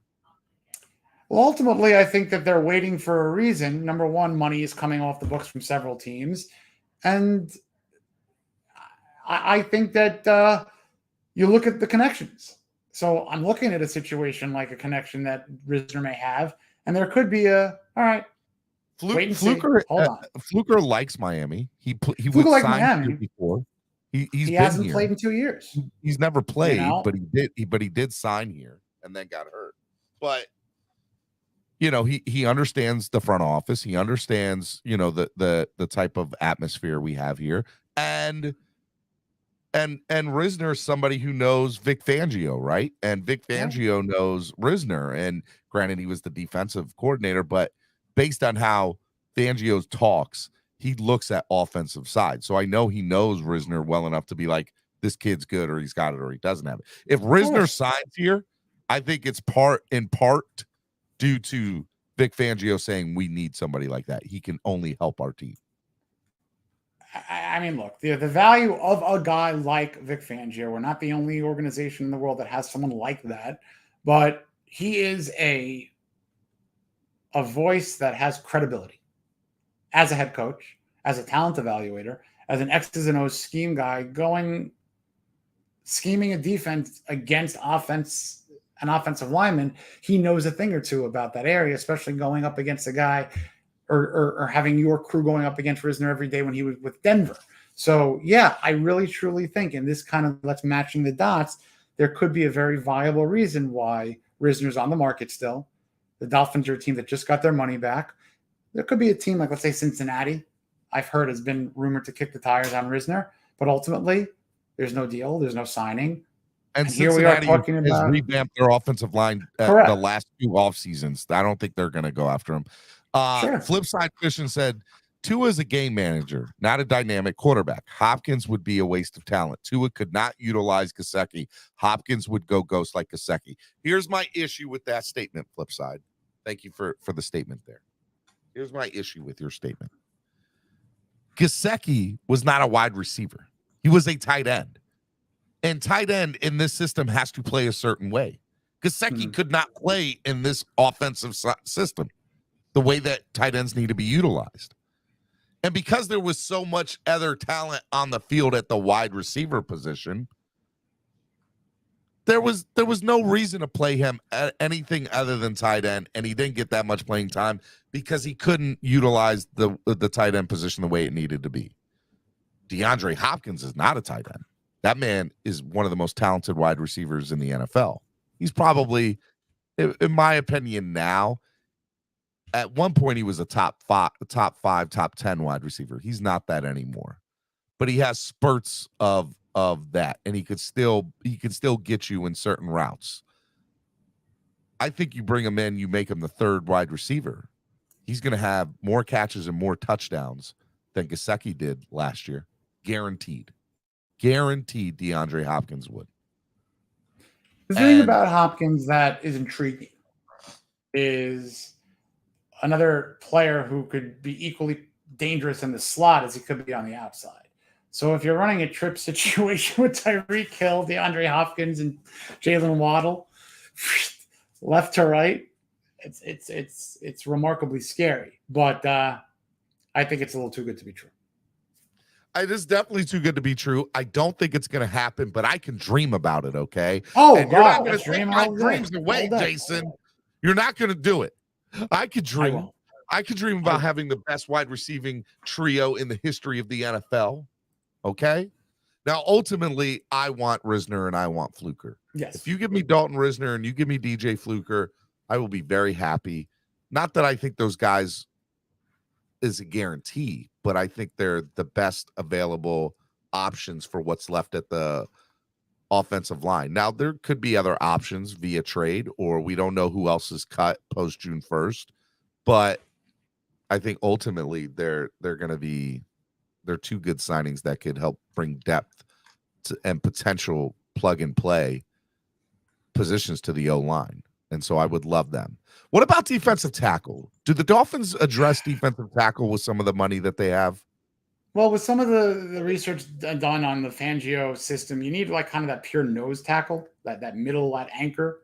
I don't think the Dolphins have kind of a purebred nose. Brandon Pilley, rookie from USC. I would love for him to make the squad and practice squad at least, or even kind of be that maybe future nose tackle. Need to put on some size, but wouldn't be surprised if they bring that kind of player in. Unfortunately, that's one area on the defensive line that I think that they would have to get a specific type of body in. You called him a wide receiver, not a tight end. I did. He is that. But Gesicki has wide receiver skills who couldn't fit in the tight end slot position, not slot area of the field. That's where Gesicki was good. But in the tight end, the TE role in Mike McDaniel's offense is tailor-made for a Durham Smythe or even an Eric Saubert, because they're not going to get 90 targets. They're just not. They're not George Kittle. All right? George Kittle is a unicorn animal, so different beast. The Dolphins have D'Angelo Lyles, who's been a member for 2 months. Shout out to you, my guy. Says we signed DeAndre Hopkins, Steven. We got the best 3 wide receivers trio in the league. Plus, it helps too, and the offense and defense already is great. Let's go. Fins up. I like it, D'Angelo. I'm sorry, D'Angelo. I want DeAndre. D'Angelo. Get me confused there. Look, man, I'm telling you right now, I'm about it, D'Angelo. I like it, buddy. I got a name for you at nose tackle. Okay. He's played here before. Oh boy. Oh God. I know you're gonna say Ndamukong Suh, aren't you? Yeah. You don't have to sign him in the preseason. You don't have to sign him for the first few weeks. Let the man sit at home. Let him relax. We see how we do with currently that we got. If we decide that we need a better nose tackle, we make the phone call to Ndamukong Suh and say, hey, my guy, what's up? You want to come play? Okay. You do realize that man has been, he's played on some Super Bowl teams the last few years. Very recently. He played with the Philadelphia Eagles. Philly. He played with the Tampa Bay Buccaneers. He won he won 2. Won 1 with the Rams in 2018. Won 1 with the Buccaneers, and won with the Buccaneers, and would have won 1 last year if it wasn't for a holding call at the end I'm just playing, but he was still in the Super Bowl. He's played in like 3 out of the last 5 Super Bowls. Yeah. He's played in 3 out of the last 5 Super Bowls. What does Spotrac say his contract was last year? Just out of curiosity. I'm going to Spotrac right now. I'll look. Spotrac, Suh. Ndamukong Suh breakdown. All right. Last year, his contract, he was a $2 million cap hit. $2 million. 36-year-old. You're not taking Ndamukong Suh for a half a season in the full season for $2 million. In a heartbeat. Look, the last thing I would want to see is the negatives that came with Suh. There was a lot of flags. That was back in the day. And by the way, him and Stephen Ross are like this. They're like listen, really Sue good is, friends. and Sue is a They're really tremendous. good friends. I'm I telling would you not right have any now, problem with that. I don't think we need to. I don't think we need to Right. address the nose tackle till halfway through the season. I Or at least a like your quarter of thought it. process. I have no problem with that whatsoever. Or at least a quarter. It would be a fun he's coming home situation. You know what I mean? Or he's coming back, but why not? I mean, hey, look, hey man, we paid you all that money to do absolutely nothing for us. Now we're gonna Pay pay you nothing, and we're gonna win. we're gonna pay you absolutely nothing, and you're gonna help us win a Super Bowl. Let's go, Sue. Make that That's a $100 good call, million Steven. worth it that we paid you all those years ago. The funny thing is, when we brought him in, that was a shocking signing because I don't necessarily. You can make the argument that was a luxury move. You could, because that was the big splash that somebody was looking to make, and the Dolphins decided that they wanted to win the offseason. But you don't win championships. You know, his signing bonus in 2015 with us was $25.5 million. dollars. Mm-hmm. A lot of money. $25 million signing bonus to come play here in 2015. Unfreaking real. His last year with us, $20 million cap hit. 3 years later. Now, okay. Now, when Sue was with the Dolphins, you know, you can't put the contract structure on this regime. You just can't do it. You know, yes, Greer was in the building, but you just can't talk about Greer's head front office role in decision making until 2019.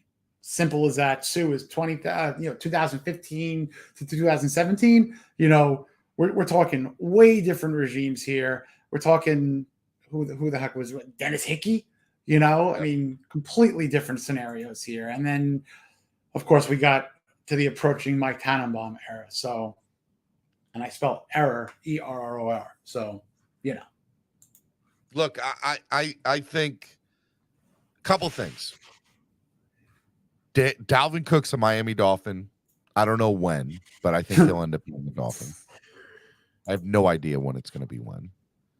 I think that Dalton Risner and or DJ Fluker will be a Miami Dolphin. One of those two, if not both of them, will be. And I think there's an outside chance. Actually, I'm going to say a long shot. Actually, I'm going to say 0.1%. But I do think that there is a chance, but it's a very small one, minuscule. You need a microscope to see it, that DeAndre Hopkins could come here. And I say that not because I want it to happen, but because there's a couple of people that I feel like are not just saying this out of their ass. And that's just my opinion of it. I'm not a huge Rob Ninkovich fan on ESPN, but I will say that he has predicted some stuff that has turned out to be accurate. I'm not saying he has an inside source. I'm not saying he has an in. I just like the way that he thought in this particular process because, and I can admit, because I'm a homer and I would love to see the best 3 wide receivers in the history of the NFL. Could you imagine if the Dolphins got Dalvin Cook and DeAndre Hopkins in the same offseason after the season before getting Tyreek Hill? The only negative of that, the only negative is that it completely turns this team into the target on the back of the let's buy a ring. You know what I mean? Which is nothing necessarily wrong in theory with that because that's what. I don't care if we buy a ring. That's the business. We get a ring. That's the business. You know, there's already sky high pressure to bring in those two on top of everything. I mean, there's just not enough meat to feed the mouths of this offense if you're looking at that. So to me, in a as close to realistic sense as we can get, move a player in the salary, one. Give me one of Risner or Fluker. Give me one of economically sound Cook or a steal of a deal for a year or two, D-Hop. We're talking very aqua glasses here, but I would be extremely happy if we fall short at just one of those scenarios, even if it's a trade out to get money to put towards what we needed to. They need a little bit more money to do what we need to do for continuity, not just this year. That's 3 players. 4. 3. We'll have 4. to see. All right, Miami Sports Music's number 1. Miami. Remember, I want to retain a couple of guys that are 1-year right deals this year too. On the Miami Sports Music Podcast Network. We got about 15, 20 minutes left. We're going to take your questions. We want your questions right now. We'll do that for the last 15, 20 minutes. We'll take your questions. If you want to come on one at a time, I'll take your question one at a time. We're just doing questions only, no real back and forth. But if you have a question, you want to ask it, we want to answer it. So you can either put your question in the form of a super chat. By the way, no donations today. Donate to the channel if you like the content, you like what we do here at Miami Sports Music. Donate to the channel, helps the channel grow. Hit the like button and share the link. But we'll take your questions now. I'm going to drop the link, and we'll just take you one at a time here real quick. I'm only going to take a couple of you just to wrap up the show because we both got to get out of here at noon pretty much on the dot. I know I do. Heading on over to my son's Heritage Day project. So they all do a little presentation about family. So that'll be nice. Wife and I. Family. Family. Jason and Steven, do fish drink water? That is a good question, G. One of life's greatest mysteries. I don't know. That's a good question. I really don't. I'm gonna have to figure that out. One of life's greatest mysteries. I pinned the link to the top of the page. Get up here. Name the great player that changed teams this offseason. Name the great player that changed teams this offseason. Not great players still putting up numbers, made any season. So why the cap? Just to hate. Again, baseless. Or I guess they're talking. I lost made great. Oh man, what do you got going on this weekend? Oh, busy weekend. Gonna go to the New York, Long Island area, see some family, see my my nieces and nephew, which I can't wait for. Sunday, my little guy Jordan has a soccer tournament. Oh, fun team. These kids are good. 8-year-olds soccer, they are rocking and rolling. They score like 9 goals a game. So tournament time Sunday. What about you? Tournament time. Time to grind. Time to shine. I'm going. What's on your docket? I'm going to see Fast and Furious tonight with my wife. Oh, that also reminds me. That's nice. You love that type of stuff. Hopefully tomorrow night too. Both of my sons and I are going to go see the new Spider-Man, Miles Morales. I heard it's really good, and I've heard that Marvel is now saying that they're going to do a live action version of Miles Morales too. It's a money making machine that they could literally perform the. I'd love to see it. Oh, we got a caller. D'Angelo, good morning still. What's up, buddy? Good morning, Steven. What's going on? Man, same old, man. How are you? I'm all right. What's your question for today, man? Yeah, I had done seeing you on live. I had to come in here. Hey, man, I appreciate it, man. We like it. I got you. So I got a question for you. Let me see. Get a good one. Cesar, that was for you. Go ahead. So if or if not, we sign Dalvin Cook or DeAndre Hopkins, what would your expectations be for the whole season, period? If we get Dalvin Cook or DeAndre Hopkins, right, it's Super Bowl or bust. Personal opinion. I think right now, currently as is, I'm okay with AFC Championship game or bust. But if we get Dalvin, I have a difficult time saying anything. And here's the thing: it's unfair. It's unfair that I'm saying that because they haven't won a playoff game in 20 years. And normally I would be the guy that would raise my hand and say, "Hold up, guys, let's be realistic about this. Okay, they got to win a playoff. Let them win a couple of playoff games before you give them the Super Bowl or bust moniker, right? But when you make the moves that the Dolphins have made the last 2 off seasons, Okay. I think this is a business, and it's what have you done for me lately? And I know that we haven't won a playoff game, but we didn't win last year's playoff game because of injuries, not because we weren't the better team. Oh, of course, that I know. We easily would have beat Buffalo last year had we had Tua in the game and less injuries on the secondary. I don't think anybody denies that, and if you are, you're straight hating. So yeah, Brandon Jones was hurt. People don't realize. So I can't say super. You just win a couple playoff games and for me to be happy. I think right now, as the team currently is, if we were to lose to the Kansas City Chiefs in the AFC Championship, I'll be pissed. I can't get mad at it. I wouldn't get mad at it. It would I be was Patrick gonna- Mahomes and the Chiefs. Jason, you'll be pissed, right? Jason? You know what, D'Angelo? It's a great question, and let me answer it this way. For this season to be dubbed hey, this worked or is working to put a ring on this team within a year or two, right? If they can get to the AFC Championship game, that tells me that they've gone through at least one of Buffalo, Cincinnati, or Kansas City and are facing one of those 3 teams in the AFC Championship game.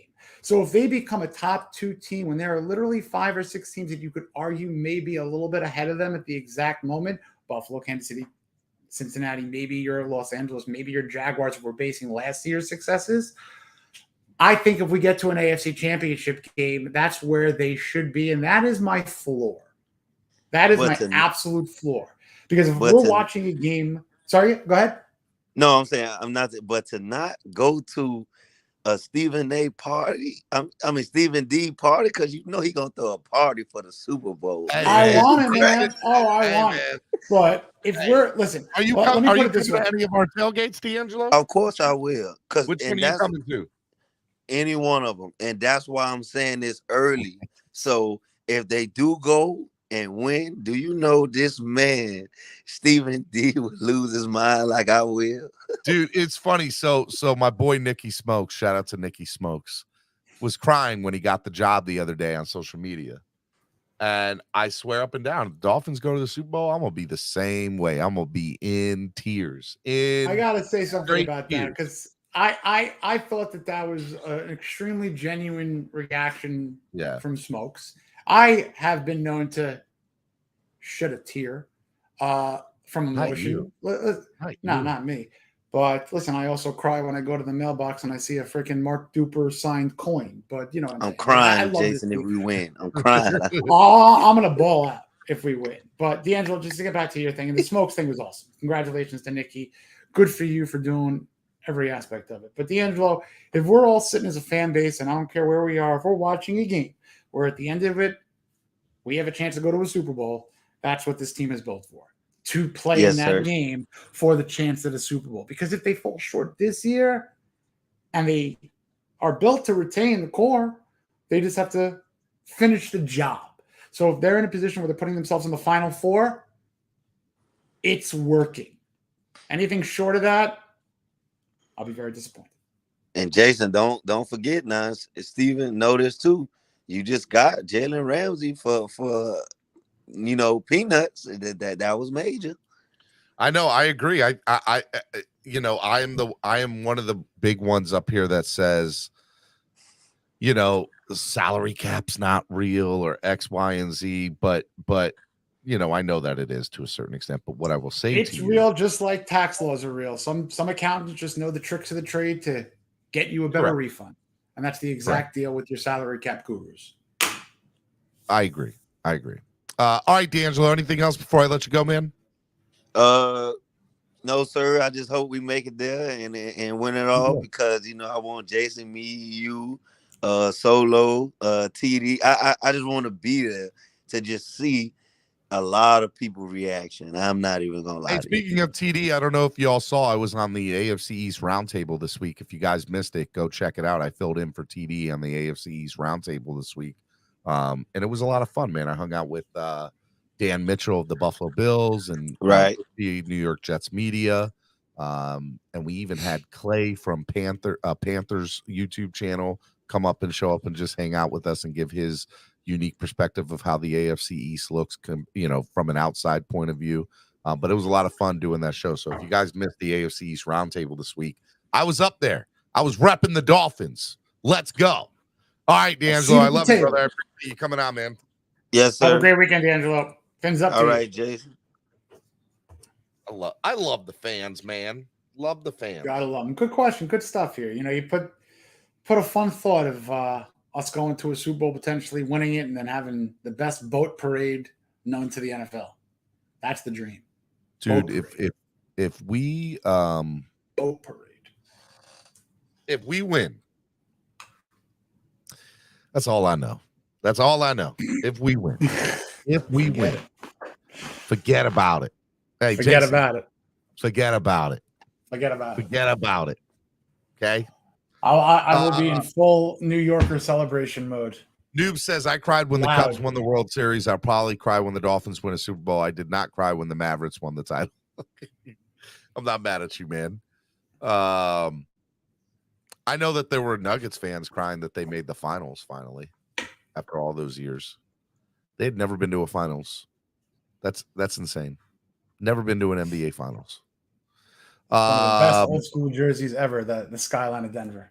I love those jerseys. Way back. Let's see here. All right. I'm trying to see if you guys have any more questions in the chat. You guys there's still a couple more minutes. If somebody wants to get on last minute and ask us a question, the link is open. Be more than happy to take your last calls here. Yeah, man. Sitting here. I'm actually refreshing Twitter every couple of minutes. You're doing the watch party thing. I'm trying. I think I'll be like that for a while till I figure out everything that's going on. So it'll be interesting to see. My weekend will consist of going to the movies tonight with the wife, without the kids, which is great. And I'm going to go see Fast 10 family. I'm sorry. I don't care how many movies they make. I know people do, but I don't. Make 20 movies for all I care. I'm going to watch. Diesel has made a career on racing cars and saying, I am Groot. What a life. And family. Okay? What a life. Family. So, I don't care. I'm going to go watch Fast 10 and Fast 20. I'm going to go watch Fast 587. And then I'm going to go. My wife is an AKA. And if you don't know what AKA is, that's her sorority. And that's where when she went to college, she was an AKA. And so they're having a big event. The local chapter here in Maryland are having a big dress up night where we got to like dress up in a. What you going as? No, not like that. Like a costume. Like a black tie. So I'm wearing navy blue with pink because their colors are pink and green. Nice. And I couldn't find a pink and green outfit like suit, nor do I think I would look good in it. But pink with navy blue, just right. So I got a pink shirt and everything. I think I'm gonna be looking pretty good. I gotta go get a haircut. Matter of fact, I might go get a haircut and a shave later. And I'm gonna be looking good for that. And then so we're doing that on Saturday night. And then Sunday, I'm going to do absolutely nothing but watch NASCAR and the finals that night. You love that NASCAR. That's gonna be my night. That's gonna be my weekend. Hanging out with the wife, pretty much. Wrong with that. Good for you guys. I gotta get those weekends in there because when football season starts. That's exactly right. First the wife 2 years loads the calendar. She loads my weekend calendar up outside of football season. That's the deal. Football season, I need those weekends, but I know. Well, it's funny. So our anniversary is October 22nd. So last year it was fan club weekend. Ours are November 1st. We should do a dual celebration around the middle. There we go. We can do that. And this year, October 22nd, the Philly Finvasion. So 2 years in a row. Great job, by the way, Steven.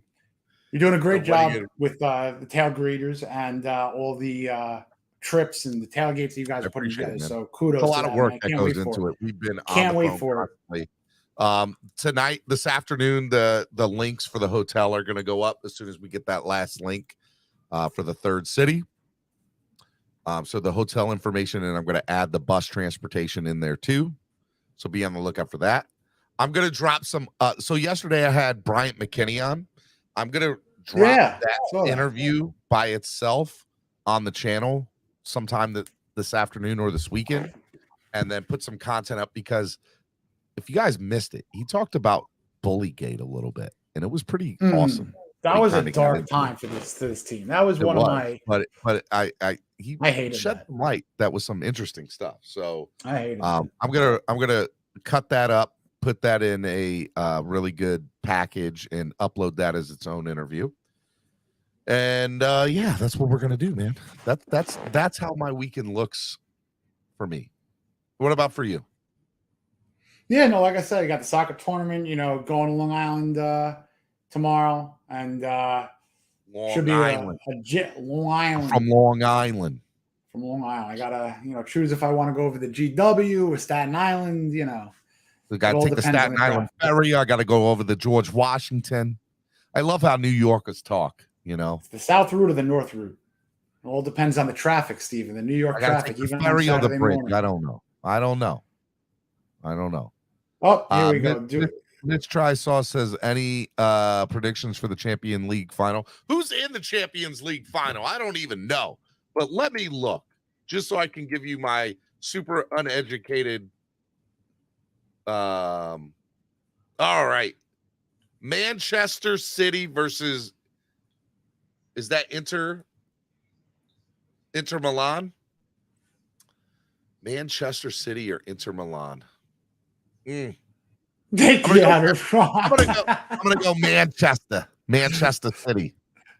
Throw up the Ron Levy comment. Ron Levy, you are definitely from New Jersey or New York. There is no doubt in my mind. The outer bridge.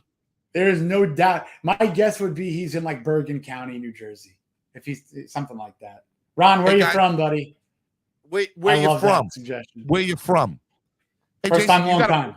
Jason, you got a football card? You got a really awesome, amazing football card? Autograph something? We had no donations today. I could just reach over. Oh, you want a good dolphin one, huh? That's what I think you're assuming, huh? Hold on. We need to get some donations up. You caught me on a disorganized day. I'm looking through the cards. I got plenty here. You got a big box coming here soon too. We're gonna have. I got a Hemi Monopoly card if you want. I can just throw. Oh yeah. Let's do that. We'll do that. We'll throw a Goodwill Hemi Monopoly in there because we need kind of a Park Avenue performance scheme too. You know what I'm saying? Let's see here. I know I got some Dolphins in this pile. Give me a half a second. I got a fun tour. I just got to find it. I got a fun tour. I love Jason and his cards. He's just got them all around. I love my cards. I'm swimming in cards. Do you ever go to a whatchamacallit? A card show? No. Well, no, I wasn't saying that. A yard sale and just ask them if they have cards. Been there, done that. Can't wait to have my own. I'll give you $20 and you take the whole box. I've done that before. Let me tell you something. I got Derek's rookie card out of a $20 box. You never ever Stewartsville, New Jersey. Ron 100% was New Jersey. Knew that. Yeah, I got a fun one. I agree. Manchester City. I'm from Rio de Janeiro. We got Rio de Janeiro in the building, bro. Let me ask you this: Do we want old school or current school? Is it autographed? The old school is. Let's go old school. Okay. It's an offensive player. Okay. One of the best at his positions that ever played for the Dolphins. Okay. Killer nickname. The autograph is his monikered nickname. Yep. Which is a sick autograph. Yep. It's numbered 15 out of 35. And that 5 is significant because that's the back end of his number. Does anybody know who it is? Offensive player, one of the best at his positions. Awesome nickname, monocred autograph. 5 being the last digit of his 2-digit jersey number. Anyone want to venture a guess? Because this is a super card. Is it Duper? Super duper new breed wins. Super duper iconic ink. Oh, Look at that let me super pull duper you up on autograph. the big screen. Give me a sec. Look at that super duper autograph. Sick autograph. Super duper and 85. And he's Okay. consistent. And you're going to throw in the Jimmy Butler one too? I'll throw in the Hemi. Sure. Where's the And Jimmy because Butler I'm card? feeling nice, I want to bring in a good mix of Miami old school and smoke. Ricky Williams. Oh, put Heat, that up. Smoke. Yeah. Ricky Williams legend card. So it's a 3-pack. So you get the Ricky Williams card. You get the Jimmy Butler. Put the Jimmy Butler up by itself so that way we can see it. We want to see the Jimmy, the Hemi Butler card. Like it. And then also throw in the autograph Mark Duper, which is a dope card. All right, here's what we're going to do. Duper and 85. We're going to throw in Ricky. So how we're going to do this is we haven't had any donations today, so we need to build them up. So the bidding, you have to donate and it'll be a donation bidding. So if you give $5, you gave $5 to the channel, and if that's the highest, that wins. But you're going to double everything. So if $5 happens, then $10 has to happen. If $10 happens, then $20 have to happen. So we're going to see how we go up. It's double up donations, and we're going to start it at $1. $1.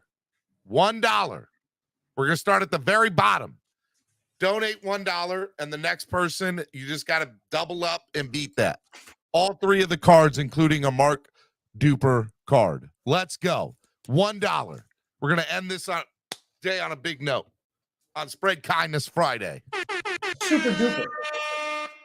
Now, a lot of Dolphins have really, really great autographs. A lot of players started at $1. Who's donating first?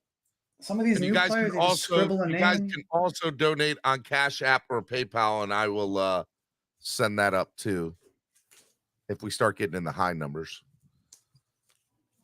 That way YouTube doesn't take half of it. Some of these cards these days are absolutely put it in the chat if you donated on Cash App or PayPal. I got to know. I'm paying attention to the chat right now. We're starting it out at $1. Don't tell me the ending of Ted Lasso, by the way. I have not watched it yet. No spoilers. I got to watch that whole show front to back. $1, guys. $1. Come on. A lot of man. A lot of cards out there. You get an autograph you could win on $1 if nobody else donates. Come on, donate. And if there ends up being a tie for the highest donation, we will do a wheel. You like those raffle wheels? We'll do a raffle wheel to determine the winner if there's multiple high donations. Come on now. Come on, Lee. Was that a Rush Hour reference? Come on, Lee.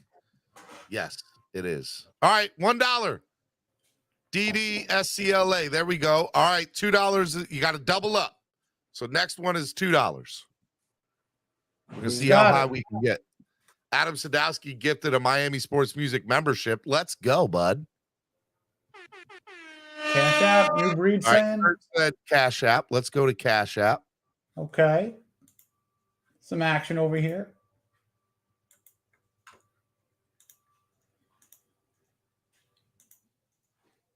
All right, Curtis said for the 3-pack, $17. Why did you make it $17? Now I got to do the math. He's a Jalen Waddle fan. He's a Jalen Waddle fan. Oh, Jalen Waddle. Okay. All right. So strategic price. I like that. What do the math, Jason? You're good at this. 17 times 2 is 34, right? 433. No. Oh, yeah, 34. 34. All right.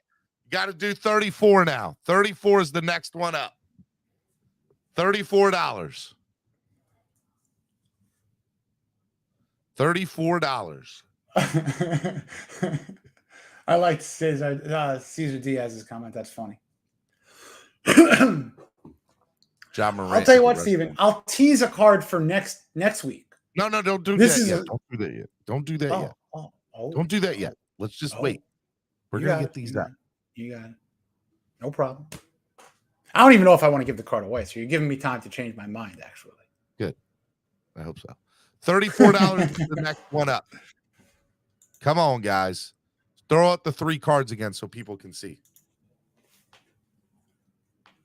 It's a new breed right now. The throw-in is the Ricky. $17. Throw-in is the Ricky. It's a legacy football from this past year. You got a Monopoly Jimmy. This is like the newest, fun hobby craze in the NBA is the Monopoly card. And then, of course, you just got an iconic, super-duper inked autograph, on-card autograph, numbered 15 of 35. And this is a very cool, you can kind of call it a color match card. Beautiful orange and aqua on the outside of it. Really, really crisp card.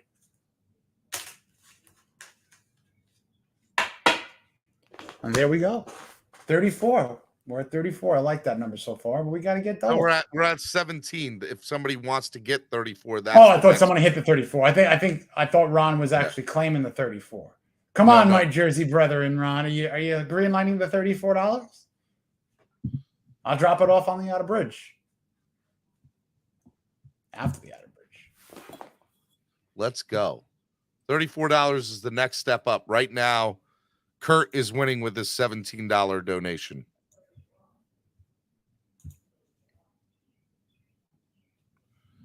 Kurt is winning with a $17 donation. Let's go. That's not a bad idea by Sal here. Steven, you need the 2 Springer hour and the swear jar. Only way to get money. Yeah. That ain't terrible.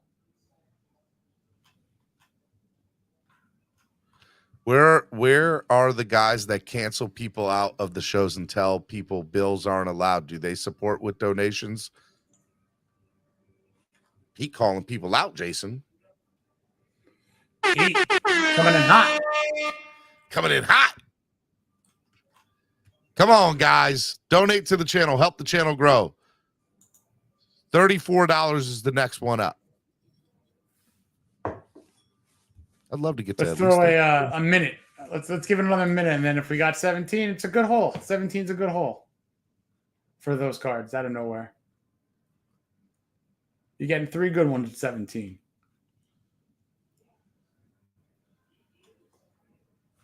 Let's go, guys. Come on. Come on, Lee. Let's go. $34. Air? Dude, I want to watch great the movie Air. Yeah, I'm sure it is. It was absolutely amazing. My wife and I went to go see it in the theaters. We supported it in the theaters. That's how, nice. I loved it. Thought it was amazing. That might be a home viewing here, but that's it was definitely on the list. It was worth every minute and every penny. Nice.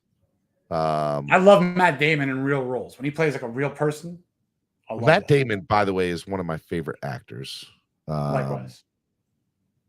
Pete just donated $10 for the sake of donating. He says, I love the lies, by the way. That's why I come for the 2 and near talk. Even though it's not going to work out, I feel you guys want it so bad. I do, but just don't see it. Love you. Blessed weekend to all. Thank you. You got to love $10 donation. Thank you, Pete. Thank you, gotta Pete, love for the $10 donation, buddy. I appreciate it. You're the man. You're the man. Hey, you know what's pretty cool about doing this show on a daily basis? Yes, he did turn down Avatar. What you got? When you get a random text message from Richmond Webb, he goes, hey, man, good morning, brother. Happy Friday. I apologize. I forgot to text you back the other day. Have a blessed day and a great weekend. Gotta love that. Awesome is that. Right? How awesome is that? Gotta love that. Love it. Love it. All right, guys, $34. Next one up. It gets you an autograph. Throw up the Mark Duper card. So it gives you a Mark Duper autographed card out of 35. 15 out of 35. 15 out of 35. Let's go. $34 Absolute is the next football. one up.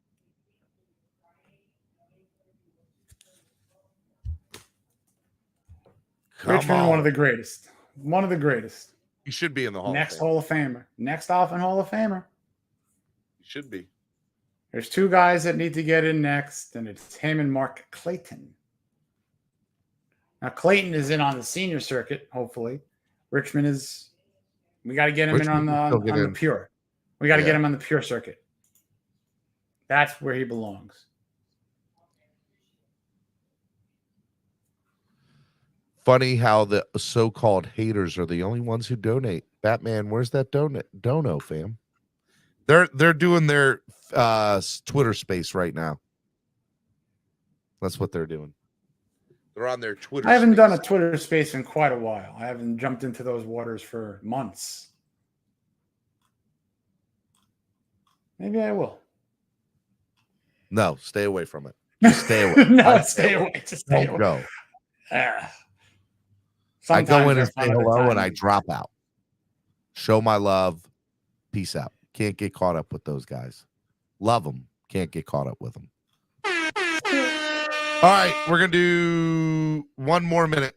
I know he already said one more minute, but I'm going to give it another minute. I want to see somebody get it, You're man. the quarterback here. $34.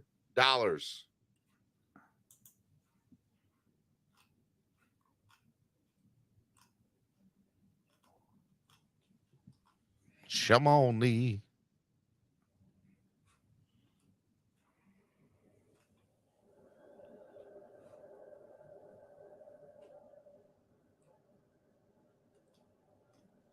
Let's I think we're capped. Yeah, 44 with my 10. No. No. Does he mean he's got to give an extra 34 to get to 44, or what? No. So right now, so just so you know, the winning bid is $17 with Kurt on Cash App. Remember, it's double up donations. So double up of 17 is 34. So 34 is the highest, or 34 is the next bid. The next tier. Somebody just got to donate $34 and they get that autograph card plus the Jimmy Butler card plus the Ricky Williams card. Come on. It's a good trio. It's a great deal. You get to donate to the channel, help the channel grow, and you get an autographed Mark Duper card. Let's go. And the really funny thing, now that we're just waiting here, and do a couple more seconds, then we said $10 million after the rookies the Dolphins should have, right? Mm-hmm. Dalton Risner at a market value is an annual $9 million. Just saying.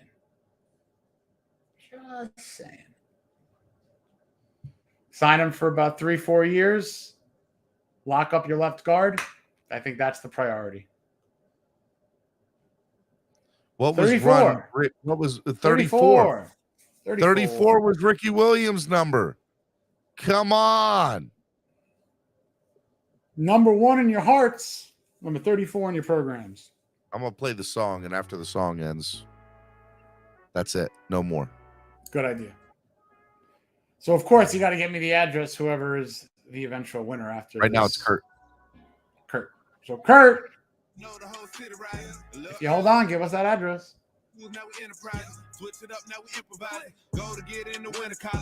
Ricky's number was 420. Ron said. Hey, guys. Fun show today. Every donation helps support the channel, just so you know. Just trying to grow here. Trust the coach, he holds a gift. He knowing when to go with fit. So we knowing when to switch. This year we got the golden pick. Time to see what that pick about. Bad vibes get sent out. Only fans up in this house. We've been waiting, yeah, we've been patient. Now it's time to cash out, no discount. Super Bowl, yeah, we in route. I don't know when, but it's close. I don't want to overhype. We got to get a new video from Solo to kick off the season. Hopefully Solo's birthday was yesterday. Happy birthday, Solo. Happy belated. Happy. He's a pretty cool guy, I met. He's the best. Cap for Life says Twitter time. Twitter. Yeah, everybody left and went to Twitter. That's fine. They don't love me no more. I get it. All right. Kurt, unless somebody comes in here in the last second, I think you won, man. Nobody else wants it. $17 wins. Kurt's got it. $17 wins it. Kurt's You got won the it. card for $17, Kurt. You won all 3 cards for $17. Kurt, you got to get with Jason at Jason_Sarney. Hit him up on Twitter, Kurt, and he will make sure you get all the stuff. He's much better at sending stuff out than I am, which is why he's the guy that is now sending out stuff, and I am no longer doing that. I'm now in shipping. Horrible at that stuff. So you're saying I'm now the new VP of shipping for Miami Sports? You are the new.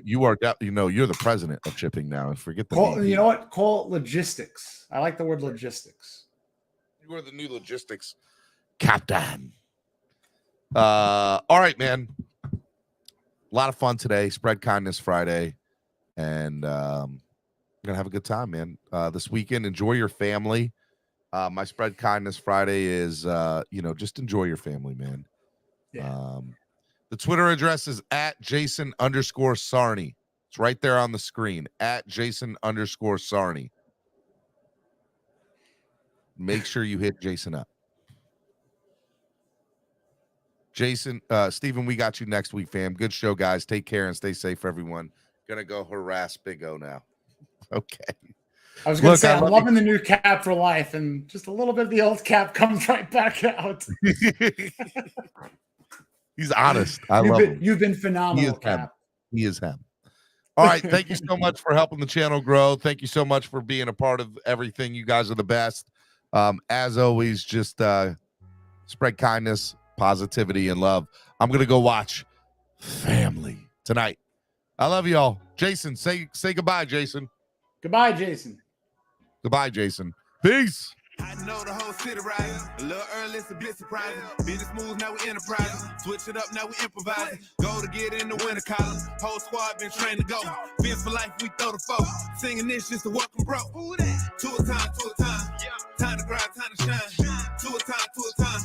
To a time, to a time. To a time, to a time. Time to grind, time to shine.